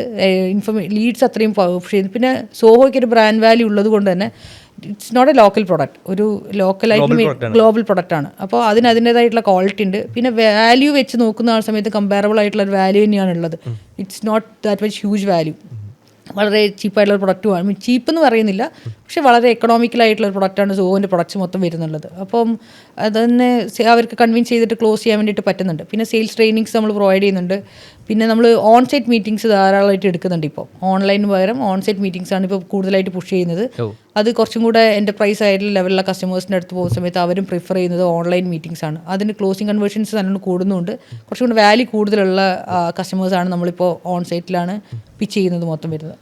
ഓൺലൈനും ഉണ്ട്, ബട്ട് ഓഫ്ലൈനും കൂടുതൽ ഇപ്പോൾ നമ്മൾ ഹാൻഡിൽ ചെയ്യുന്നുണ്ട്. ഓക്കെ, ഇപ്പോൾ 2025 നെക്സ്റ്റ് 5-10 ഇയേഴ്സ് രീതിയിൽ ഓഹോ സൊല്യൂഷൻസ് എന്ന് പറഞ്ഞ കമ്പനി ഇപ്പോൾ 30 ആൾക്കാരുണ്ട്. Where do you see this going? നമ്മളിപ്പം ചെയ്തുകൊണ്ടിരിക്കുന്നത് വെച്ചിട്ടുണ്ടെങ്കിൽ എന്ത് ബിസിനസ് പ്രോബ്ലം ആയിട്ട് വന്നിട്ടുണ്ടെങ്കിൽ അതിന് സൊല്യൂഷൻ കൊടുക്കുക എന്നുള്ളൊരു സൊല്യൂഷൻ കൺസൾട്ടിങ് ഫേം ആയിട്ടാണ് നമ്മൾ സൊല്യൂഷൻ കൺസൾട്ടിങ് ഫേം തന്നെയായിരിക്കും. പക്ഷേ നമ്മൾ കുറേ വേർട്ടിക്കൽസ് ഇൻട്രൊഡ്യൂസ് ചെയ്യാൻ വേണ്ടിയിട്ട് പോവുകയാണ്. അതായത് വേർട്ടിക്കൽസ് ഇൻ ദ സെൻസ് പ്രൊഡക്റ്റിനെ ബേസ് ചെയ്തിട്ടുള്ള, അതായത് ഇപ്പം tile and sanitary, electronics and home appliances, പിന്നെ study abroad agencies, travel agencies, ഇതിനൊക്കെ നമുക്ക് ഓൾറെഡി നമ്മുടെ അടുത്ത് സൊല്യൂഷൻസ് ഉണ്ട്. അപ്പം ഈ സൊല്യൂഷന് സോഹോൻ്റെ എക്കോസിസ്റ്റത്തിലുള്ള സൊല്യൂഷനായിരിക്കും നമ്മൾ ഇതിലൂടെ പ്രൊവൈഡ് ചെയ്യുന്നുണ്ടാവുക. അപ്പോൾ ഇപ്പം ഒരു മാനുഫാക്ചറിങ് ഇൻഡസ്ട്രി കോംപ്ലക്സ് ആയിട്ടുള്ള പ്രോസസ്സ് ഉള്ളതിനെ നമുക്ക് സോഹോയിലൂടെ നമ്മൾ സൊല്യൂഷൻ കൊടുക്കുകയായിരിക്കും നമ്മൾ ചെയ്യുന്നുണ്ടാവുക. അപ്പം അതിന് നമ്മൾ കുറേ ഇൻഡസ്ട്രി വേർട്ടിക്കൽസ് ആയിട്ട് മാറ്റിയിട്ടുണ്ട്. അപ്പോൾ ഈ വേർട്ടിക്കലുള്ള ആൾക്കാർക്ക് നമുക്ക് ഓൺ ആയിട്ടുള്ള നമ്മളെ ഇതിലൊരു പ്രൊഡക്റ്റ് ഉണ്ടാവും. അപ്പോൾ അവർക്ക് ആ പ്രൊഡക്റ്റ് ഡയറക്റ്റ്ലി യൂസ് ചെയ്യാൻ പറ്റും. ഇനി അതിൻ്റെ ടോപ്പിൽ കസ്റ്റമൈസേഷൻ വേണമെങ്കിൽ കസ്റ്റമൈസ് ചെയ്യാനുള്ള പ്രൊവിഷനും അതിൻ്റെ അകത്ത് ഉണ്ടാവും. ഇതാണ് നമ്മൾ പ്ലാൻ ചെയ്യുന്നത്. ഒക്ടോബർ മുതൽ നമുക്ക് ആ പ്രൊഡക്ട്സ് ഒക്കെ തന്നെ ലോഞ്ച് ആയിട്ട് വരികയാണ്. അപ്പോൾ എല്ലാ വേർട്ടിക്കൽസും, ഞാൻ ഈ പറഞ്ഞ വേർട്ടിക്കൽസിൽ നമുക്ക് അത്രയും പ്രൊഡക്ട്സ് വരുന്നുണ്ടാവും. അപ്പം ഒരു പെയിൻറ്റ് ആൻഡ് ഒരു സാനിറ്ററി അല്ലെങ്കിൽ ടൈൽ സെല്ല് ചെയ്യുന്ന ഒരു ഡീലറാണെന്നുണ്ടെന്നുണ്ടെങ്കിൽ അവർക്ക് നമ്മുടെ സോഹോൻ്റെ ക്രിയേറ്റർ ആൻഡ് സോഹോ ബുക്സിൻ്റെ എൻവയോൺമെൻറ്റിലാണ് നമ്മളത് ചെയ്യുന്നത്. ആ പ്രൊഡക്ട്സിനെ അവർക്ക് ഡയറക്റ്റ്ലി എടുത്തിട്ട് അവരുടെ ബിസിനസ്സിന് വേണ്ടി യൂസ് ചെയ്യാൻ പറ്റും. അപ്പം നമ്മൾ അതിനൊരു മാർക്കറ്റ് റിസർച്ച് ചെയ്ത് അവരുടെ പെയിൻ പോയിൻറ്റ്സും കാര്യങ്ങളൊക്കെ ഐഡൻറ്റിഫൈ ചെയ്തിട്ട് എല്ലാം ഇൻക്ലൂഡ് ചെയ്യുന്ന ഒരു സൊല്യൂഷനാണ് നമ്മൾ ബിൽഡ് ചെയ്തിട്ടുള്ളത്. അപ്പോൾ അത് അവർക്ക് ഇംപ്ലിമെൻറ്റ് ചെയ്യുക എന്ന് പറയുന്നത് വളരെ എളുപ്പമായിരിക്കും അവർക്ക് ഇംപ്ലിമെൻറ്റ് ചെയ്ത് യൂസ് ചെയ്യാന്ന് പറയുന്നത്. അപ്പോൾ ഒരു സൊല്യൂഷൻ ബിസിനസ്സിനെ നമ്മൾ പ്രൊഡക്റ്റ് വേർട്ടിക്കലിലേക്ക് മാറ്റുക ചെയ്യുന്നത്. കൈൻഡ് ഓഫ് വോളിയം കൂട്ടുക എന്നുള്ളതാണ് നമ്മുടെ ഒരു മെയിൻ ഇൻറ്റൻഷൻ എന്ന് പറയുന്നത്. അപ്പോൾ നെക്സ്റ്റ് 5 ഇയേഴ്സിൻ്റെ ഗോൾ എന്ന് പറയുന്നത് ഈ സെയിം വേർട്ടിക്കൽസ് ഇൻക്രീസ് ചെയ്യുക, പ്ലസ് എക്സിസ്റ്റിംഗ് ആയിട്ടുള്ള നമ്മൾ കൊണ്ടുവന്നിരിക്കുന്ന വേർട്ടിക്കൽസിനെ മാക്സിമൈസ് ചെയ്തിട്ടുള്ള സെയിൽസ് കൊണ്ടുവരിക എന്നുള്ളതാണ് നമ്മൾ ഇപ്പോൾ നോക്കുന്നത്. Make sense. Yeah next set of questions rapid round questions ആണ്. പിന്നെ അപ്പോൾ നമ്മുടെ ഒരു വാട്സപ്പ് ഗ്രൂപ്പ് ഉണ്ട് KPH മാഫിയ. അപ്പോൾ അതിൽ നമ്മൾ പോസ്റ്റ് ചെയ്ത സമയത്ത് കുറച്ച് ക്വസ്റ്റ്യൻസ് എനിക്ക് അയച്ചു തന്നിട്ടുണ്ട്. അപ്പോൾ അതും ചോദിക്കാനാണ്. Yeah. അപ്പോൾ ഫസ്റ്റ് ക്വസ്റ്റ്യൻ ഐ ആസ്ക് എന്താ പറയുക, what are some of the books that you read and recommend to the audience?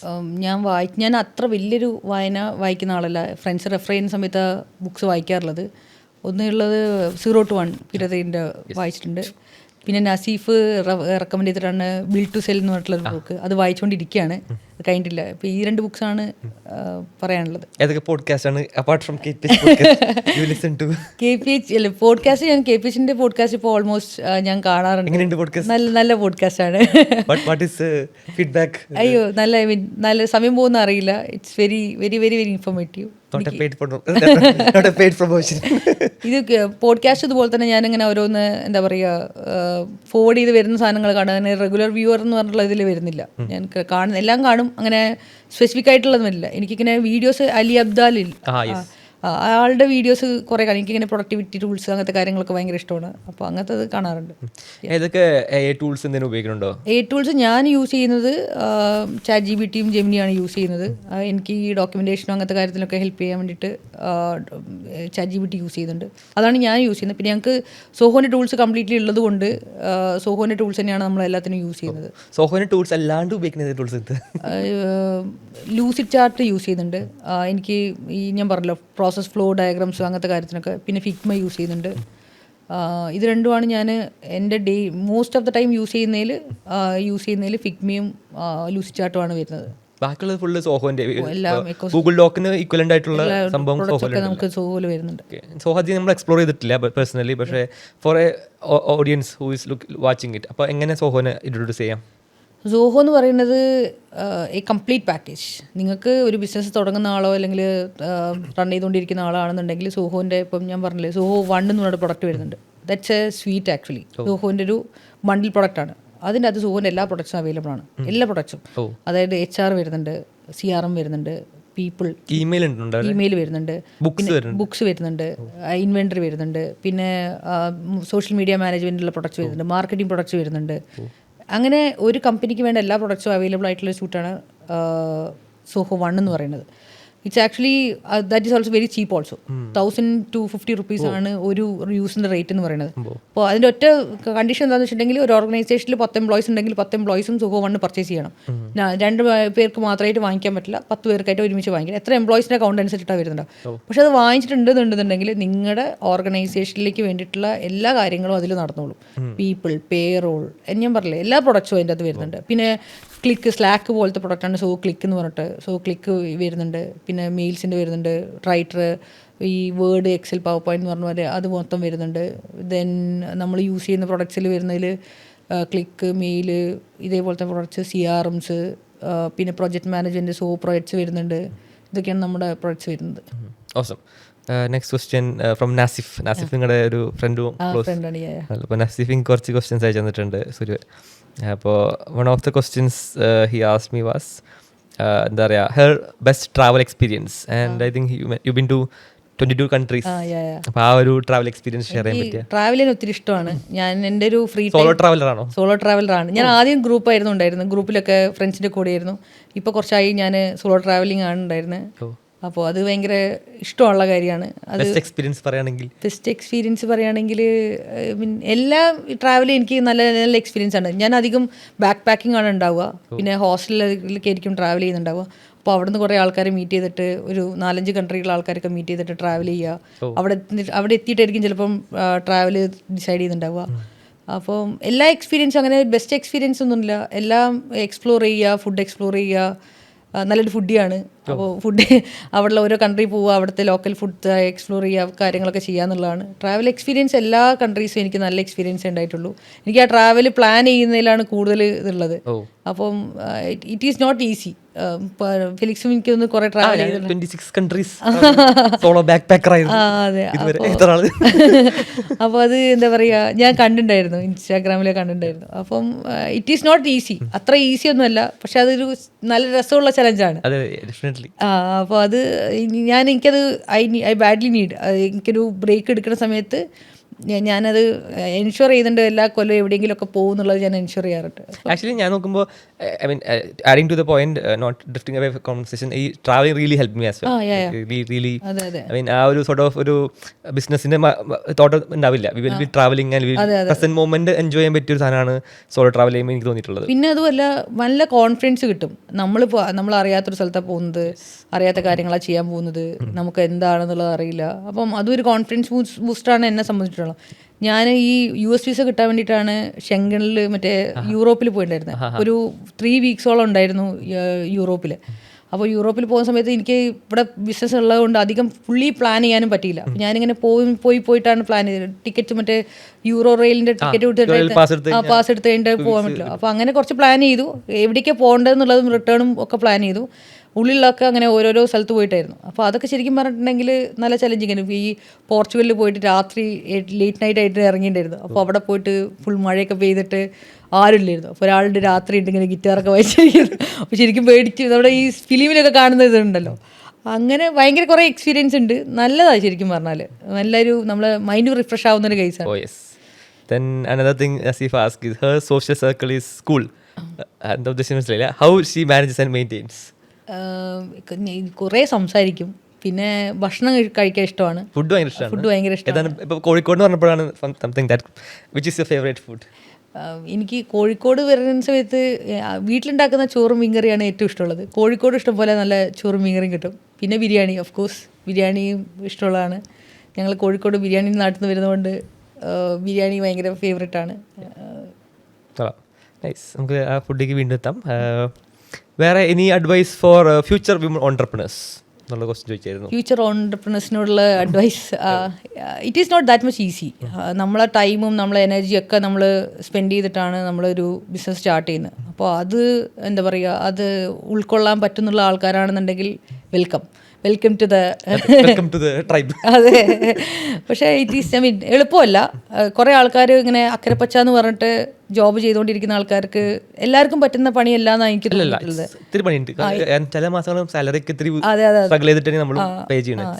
എനിക്കത് വളരെ നിർബന്ധമുള്ള കാര്യമാണ്. 31-ാം തീയതി ലാസ്റ്റ് വർക്കിംഗ് ഡേ അന്ന് തന്നെ സാലറി പേ ചെയ്യുക എന്നുള്ളത്.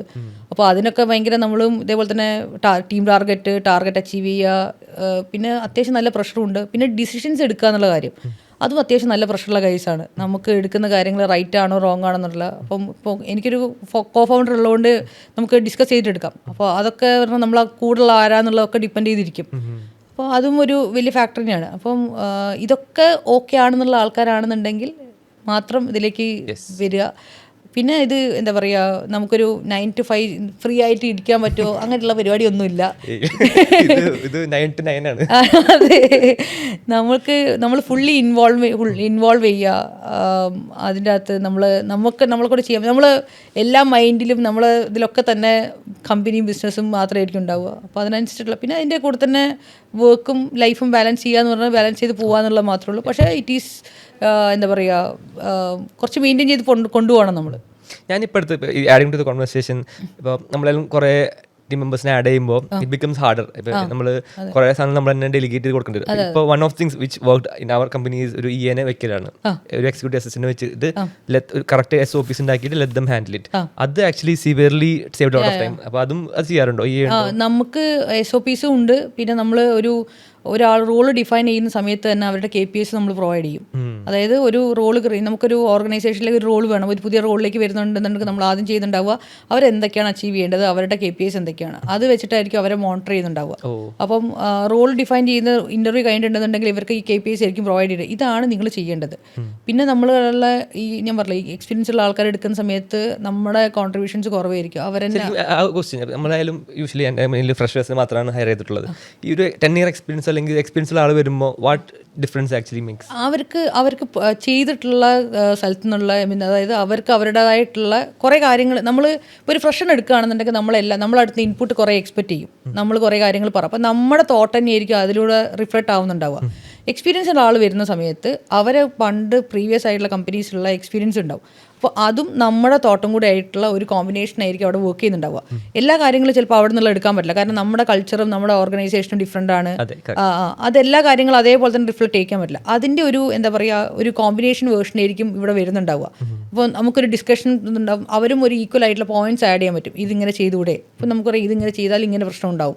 അപ്പോൾ ഒരു ഈക്വൽ ആയിട്ടുള്ള കോൺട്രിബ്യൂഷൻ ഉണ്ടാവും. മറ്റേതിൽ വരുന്ന സമയത്ത് നമ്മൾ കണ്ടിട്ടുള്ളതെന്ന് വെച്ചിട്ടുണ്ടെങ്കിൽ നമ്മളാണ് കൂടുതലായിട്ടുള്ള കോൺട്രിബ്യൂട്ട് ചെയ്യുന്നുണ്ടാവുക, നമ്മൾ ഇങ്ങനെയാണ് നമുക്ക് വേണ്ടത്. അപ്പോൾ അവർ അതിനനുസരിച്ചിട്ടായിരിക്കും അവർ ചെയ്യുന്നുണ്ടാവുക. ആ ഒരു ഡിഫറൻസ് ആണ് നമുക്ക് ഫീൽ ചെയ്തിട്ടുള്ളത്. അതും ലീഡർഷിപ്പ് റോളിലേക്കാണ് ഞങ്ങൾ ഇപ്പോൾ ആൾക്കാരെ, അങ്ങനത്തെയുള്ള ആൾക്കാരെ, കുറച്ച് എക്സ്പീരിയൻസ് ഉള്ള ആൾക്കാരെ എടുക്കുന്നത്. മറ്റേതിൽ ഫ്രഷേഴ്സിനെ ഹയർ ചെയ്തിട്ട്, ഡെവലപ്മെൻ്റ് ഒക്കെ ഫ്രഷേഴ്സിനെ ഹയർ ചെയ്തിട്ട് തന്നെയാണ് ഇതാക്കുന്നത്.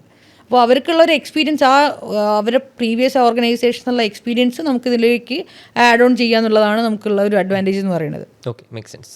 Okay, next question. KPH podcast വരുന്ന എല്ലാ ഗസ്റ്റിനോട് മാൻഡറ്ററി ചോദിക്കുന്ന ക്വസ്റ്റ്യൻ ആണ് health, wealth, relationship. And how do you balance and manage these things, 3 things in your life? Wealth, നമ്മളിപ്പോൾ ഞാൻ ടൂ മച്ച് ഓഫ് വെൽത്തി എന്ന് പറയാനില്ല, വെൽത്ത് ഇൻ മൈൻഡ് എന്നൊക്കെ പറയുന്ന ഒരു വെൽത്ത്. ഞങ്ങളിപ്പോൾ ഒരു സാലറിയാണ് എടുക്കുന്നത്. അപ്പോൾ അതിൻ്റെ അകത്ത് നിന്ന് ഇൻവെസ്റ്റ്മെൻറ്റ് ചെയ്യുന്നുണ്ട്. ഞാൻ ഷെയറിൽ ഇൻവെസ്റ്റ് ചെയ്യുന്നുണ്ട്, SIPസിലും ഇൻവെസ്റ്റ് ചെയ്യുന്നുണ്ട്. അതാണ് എൻ്റെ ഒരു വെൽത്ത് ക്രിയേഷൻ എന്നുള്ളതിൽ. ടൂ മച്ച് ഓഫ് ഞങ്ങൾ അതിലേക്ക് വരാൻ പോകുന്നേ ഉള്ളൂ. ഇപ്പോൾ ഇറ്റ്സ് എ ഗ്രോയിങ് സ്റ്റേജ്. അപ്പോൾ എന്താ പറയുക, 5 കൊല്ലം കഴിഞ്ഞിട്ടുണ്ടെങ്കിൽ വെൽത്തിനെ കുറിച്ച് ഞാൻ കൂടുതൽ പറഞ്ഞുതരാം. പിന്നെ ഹെൽത്ത് എന്നെ കണ്ടാൽ അറിയാം, ഞാൻ അത്ര ഹെൽത്ത് കോൺഷ്യസ് ആയിട്ടുള്ള വളരെ ഒരു ഫുഡിയാണ്. ഒന്ന് എന്തെങ്കിലും ബാലൻസ് പോകുന്നുണ്ടെന്നുണ്ടെങ്കിൽ ഞാൻ ഇൻ്റർമീഡിയറ്റ് ഡയറ്റ് എടുക്കാറുണ്ട്. പിന്നെ ഞാനിപ്പോൾ കഴിഞ്ഞ ആഴ്ച ത്രെഡ്മില്ല് മേടിച്ചിട്ടുണ്ട്. അതെൻ്റെ ഫ്രണ്ട്സ് കളിയാക്കുന്നുണ്ട്, അതടുത്ത തുണിയിടാനുള്ള സ്ഥലം എന്ന് പറഞ്ഞ് കളിയാക്കുന്നുണ്ട്. പക്ഷെ ഒരു എക്സസൈസ് സ്റ്റാർട്ട് ചെയ്യുന്നുണ്ട്. അപ്പോൾ അതാണുള്ളത്. പിന്നെ എന്താ പറയുക, റിലേഷൻഷിപ്പ് സിംഗിളാണ് ഇപ്പം, നോട്ട് റെഡി ടു മിങ്കിൾ. അതിനെ പറ്റിയിട്ട് ആലോചിക്കുന്നില്ല. പാരൻസ്, അച്ഛൻ, അമ്മ, ബ്രദർ. അച്ഛൻ ഒരു പച്ചക്കറി കച്ചവടമായിരുന്നു. പിന്നെ അച്ഛൻ റിയൽ എസ്റ്റേറ്റ് ഉണ്ടായിരുന്നു. അച്ഛൻ ശരിക്കും പറഞ്ഞിട്ടുണ്ടെങ്കിൽ ഞാനിപ്പോൾ ഇന്നത്തെ ഒരു ചെയ്യാനുള്ള അച്ഛൻ ശരിക്കും പറഞ്ഞാൽ നല്ലൊരു ഹെൽപ്പ് ചെയ്തിട്ടുണ്ട്. ഇപ്പോൾ ട്രാവൽ ചെയ്യുന്നതിനാണെന്നുണ്ടെങ്കിൽ അച്ഛൻ പണ്ട് മുതലേ പറയുന്നതാണ് ട്രാവൽ ചെയ്യണം. അച്ഛനൊരു ചെസ് പ്ലെയർ ഒക്കെ ആയിരുന്നു. അപ്പം കേരളത്തിനെ റെപ്രസെൻ്റ് ചെയ്തിട്ട് കുറേ ചെസ് പ്ലെയർ ഈ കോളേജിൽ പഠിക്കുന്ന സമയത്തൊക്കെ കുറേ പോയിട്ടുണ്ട്. ഇന്ത്യ മൊത്തം മൂപ്പര് കറങ്ങിയിട്ടുണ്ട്. അപ്പോൾ എന്നോട് പറയും കുറേ കറങ്ങണം എന്ന് പറയും. അപ്പോൾ അതാണ് ട്രാവൽ ചെയ്യാനുള്ളത്. പിന്നെ ഞാൻ ചെയ്യുന്ന കാര്യങ്ങൾക്കൊക്കെ അങ്ങനെ നോ പറയാറില്ല. അപ്പം ഒരു ഇതെന്ന് വെച്ചിട്ടുണ്ടെങ്കിൽ നിങ്ങൾക്ക് ബേസിക് ആയിട്ടുള്ള ഒരു എഡ്യൂക്കേഷൻ തന്നിട്ടുണ്ട്. അപ്പോൾ നിങ്ങൾക്ക് ചിന്തിക്കാനുള്ള കഴിവുമുണ്ട്. അപ്പോൾ നിങ്ങൾ സ്വയം ചിന്തിച്ച് എന്താ പറയുക, തീരുമാനങ്ങൾ എടുക്കുക എന്നുള്ളതാണ്. ഇപ്പോൾ ഞാൻ ബിസിനസ്സിലേക്ക് വരികയാണെന്നുണ്ടെങ്കിൽ MBA ചെയ്തിട്ടാണെങ്കിലോ ഒക്കെ തന്നെ ആൾ ഫുൾ സപ്പോർട്ടായിരുന്നു. അപ്പോൾ എനിക്ക് അങ്ങനെ ഒരു എൻവയോൺമെൻറ്റ് ഇല്ലായിരുന്നെങ്കിൽ ഞാനിവിടെ എത്തുന്നതിലും ഇറ്റ് ഈസ് വെരി ഹാർഡ്. ഇപ്പോൾ ഒരു ആൾക്കാർക്കൊക്കെ ഉള്ളതെന്ന് വെച്ചിട്ടുണ്ടെങ്കിൽ പഠിച്ച് കഴിയുക, ജോലി കഴിഞ്ഞ് കല്യാണം കഴിക്കുക എന്നുള്ളതാണ്. അപ്പോൾ ഇതിനൊക്കെ തന്നെ എനിക്ക് എൻ്റെതായിട്ടുള്ള തീരുമാനം എടുക്കാനുള്ള ഒരു ഫ്രീഡം വീട്ടിൽ നിന്ന് ഉണ്ടായിട്ടുണ്ട്. അമ്മ ഹൗസ് വൈഫാണ്, ചേട്ടൻ ഒരു മെർച്ചൻ്റ് നേവിയിൽ ഓഫീസറായിട്ട് വർക്ക് ചെയ്യാണ്. ഇങ്ങനെയാണെന്നുള്ളത്. പിന്നെ ഫ്രണ്ട്സ്, അത്യാവശ്യം കുറേ ഫ്രണ്ട്സ് ഉണ്ട്. ബിടെക്കിലൊക്കെ ഉള്ള ഫ്രണ്ട്സ് കാരണമാണ് ഞാൻ ബിടെക് സപ്ലി ഇല്ലാണ്ട് പാസ്സായത് തന്നെ. അപ്പോൾ അവരൊക്കെ നല്ല സപ്പോർട്ടാണ്. അവർക്കൊക്കെ എല്ലാവർക്കും ഇഷ്ടമാണ്. അതായത് നമ്മളിങ്ങനെ ചെയ്യുന്നതും കാര്യങ്ങളും, അവരെല്ലാവരും വർക്കിംഗ് ആണ്. അപ്പോൾ നമ്മളിങ്ങനെ ബിസിനസ് ചെയ്യാന്ന് പറയുന്ന സമയത്ത് എല്ലാ തരത്തിലും മെൻ്റലി അവർ വരുമ്പോൾ സമയത്ത് പുറത്താണ്, എല്ലാവരും അധികം ആൾക്കാരും പുറത്താണുള്ളത്. വരുന്ന സമയത്ത് മീറ്റ് ചെയ്യാറുണ്ട്. പിന്നെ ഞാൻ പറഞ്ഞല്ലോ, ഒത്തിരി സംസാരിക്കുന്നതുകൊണ്ട് ഇങ്ങനെ ഫ്രണ്ട് സർക്കിളും കാര്യങ്ങളൊക്കെ മെയിൻറ്റെയിൻ ചെയ്തിട്ട് പോകുന്നുണ്ട്. ലാസ്റ്റ് ഒരു 1 hour ആയിട്ട് സൂര്യയായിട്ട് നമ്മൾ സോഹോ പ്രീമിയം പാർട്ട്ണറായിട്ടുള്ള ഓഹോ സൊല്യൂഷൻസിൻ്റെ ഡയറക്ടറായിട്ട് നമ്മൾ സംസാരിച്ചിരുന്നു. And this was really good podcast. Even starting 2019 പിന്നെ കോവിഡ് വേവ്, ദെൻ ഈവൻ ഇപ്പോൾ 2025 നിൽക്കുന്നു. And in the next 5 years hope to see in the pinnacle of success in the years to come. And any ending note to our viewers? എനിക്ക് പറയാനുള്ളതെന്ന് വെച്ചിട്ടുണ്ടെങ്കിൽ, ഇപ്പം business run ചെയ്യുന്ന ആൾക്കാരാണെന്നുണ്ടെങ്കിൽ ഒരു systemise ചെയ്യുക. Scale ചെയ്യാനൊക്കെ എളുപ്പമായിരിക്കും. അത് സിസ്റ്റമൈസ് ചെയ്യുക എന്ന് പറയുന്നത് അവർക്ക് പെട്ടെന്ന് തന്നെ സ്കെയിൽ ചെയ്യാനും പിന്നെ ഒരു സ്ട്രക്ചർ കൊണ്ടുവരാനൊക്കെ എളുപ്പമായിരിക്കും. അത് ഏർലി സ്റ്റേജിൽ തന്നെ കൊണ്ടുവരിക. അതൊരു ബിസിനസ് റൺ സ്റ്റാർട്ടപ്സ് ആയിരിക്കും നിങ്ങളിത് കൂടുതൽ ആൾക്കാർ വാച്ച് ചെയ്യുന്നുണ്ടാവുക. സ്റ്റാർട്ടപ്സിൻ്റെ പ്രോസസ്സും കാര്യങ്ങളൊക്കെ സ്ട്രീംലൈൻഡ് ആയി കഴിഞ്ഞിട്ട്, പ്രോസസ്സ് സ്ട്രീംലൈൻഡ് ആയിട്ട് മാത്രം ടെക്നിക്കലി ഉള്ള ഇംപ്ലിമെൻറ്റേഷൻ ചെയ്താൽ മതി. പക്ഷേ ഒരു ഏർലി സ്റ്റേജിൽ തന്നെ കൊണ്ടുവരികയാണെന്നുണ്ടെന്നുണ്ടെങ്കിൽ that is well and good.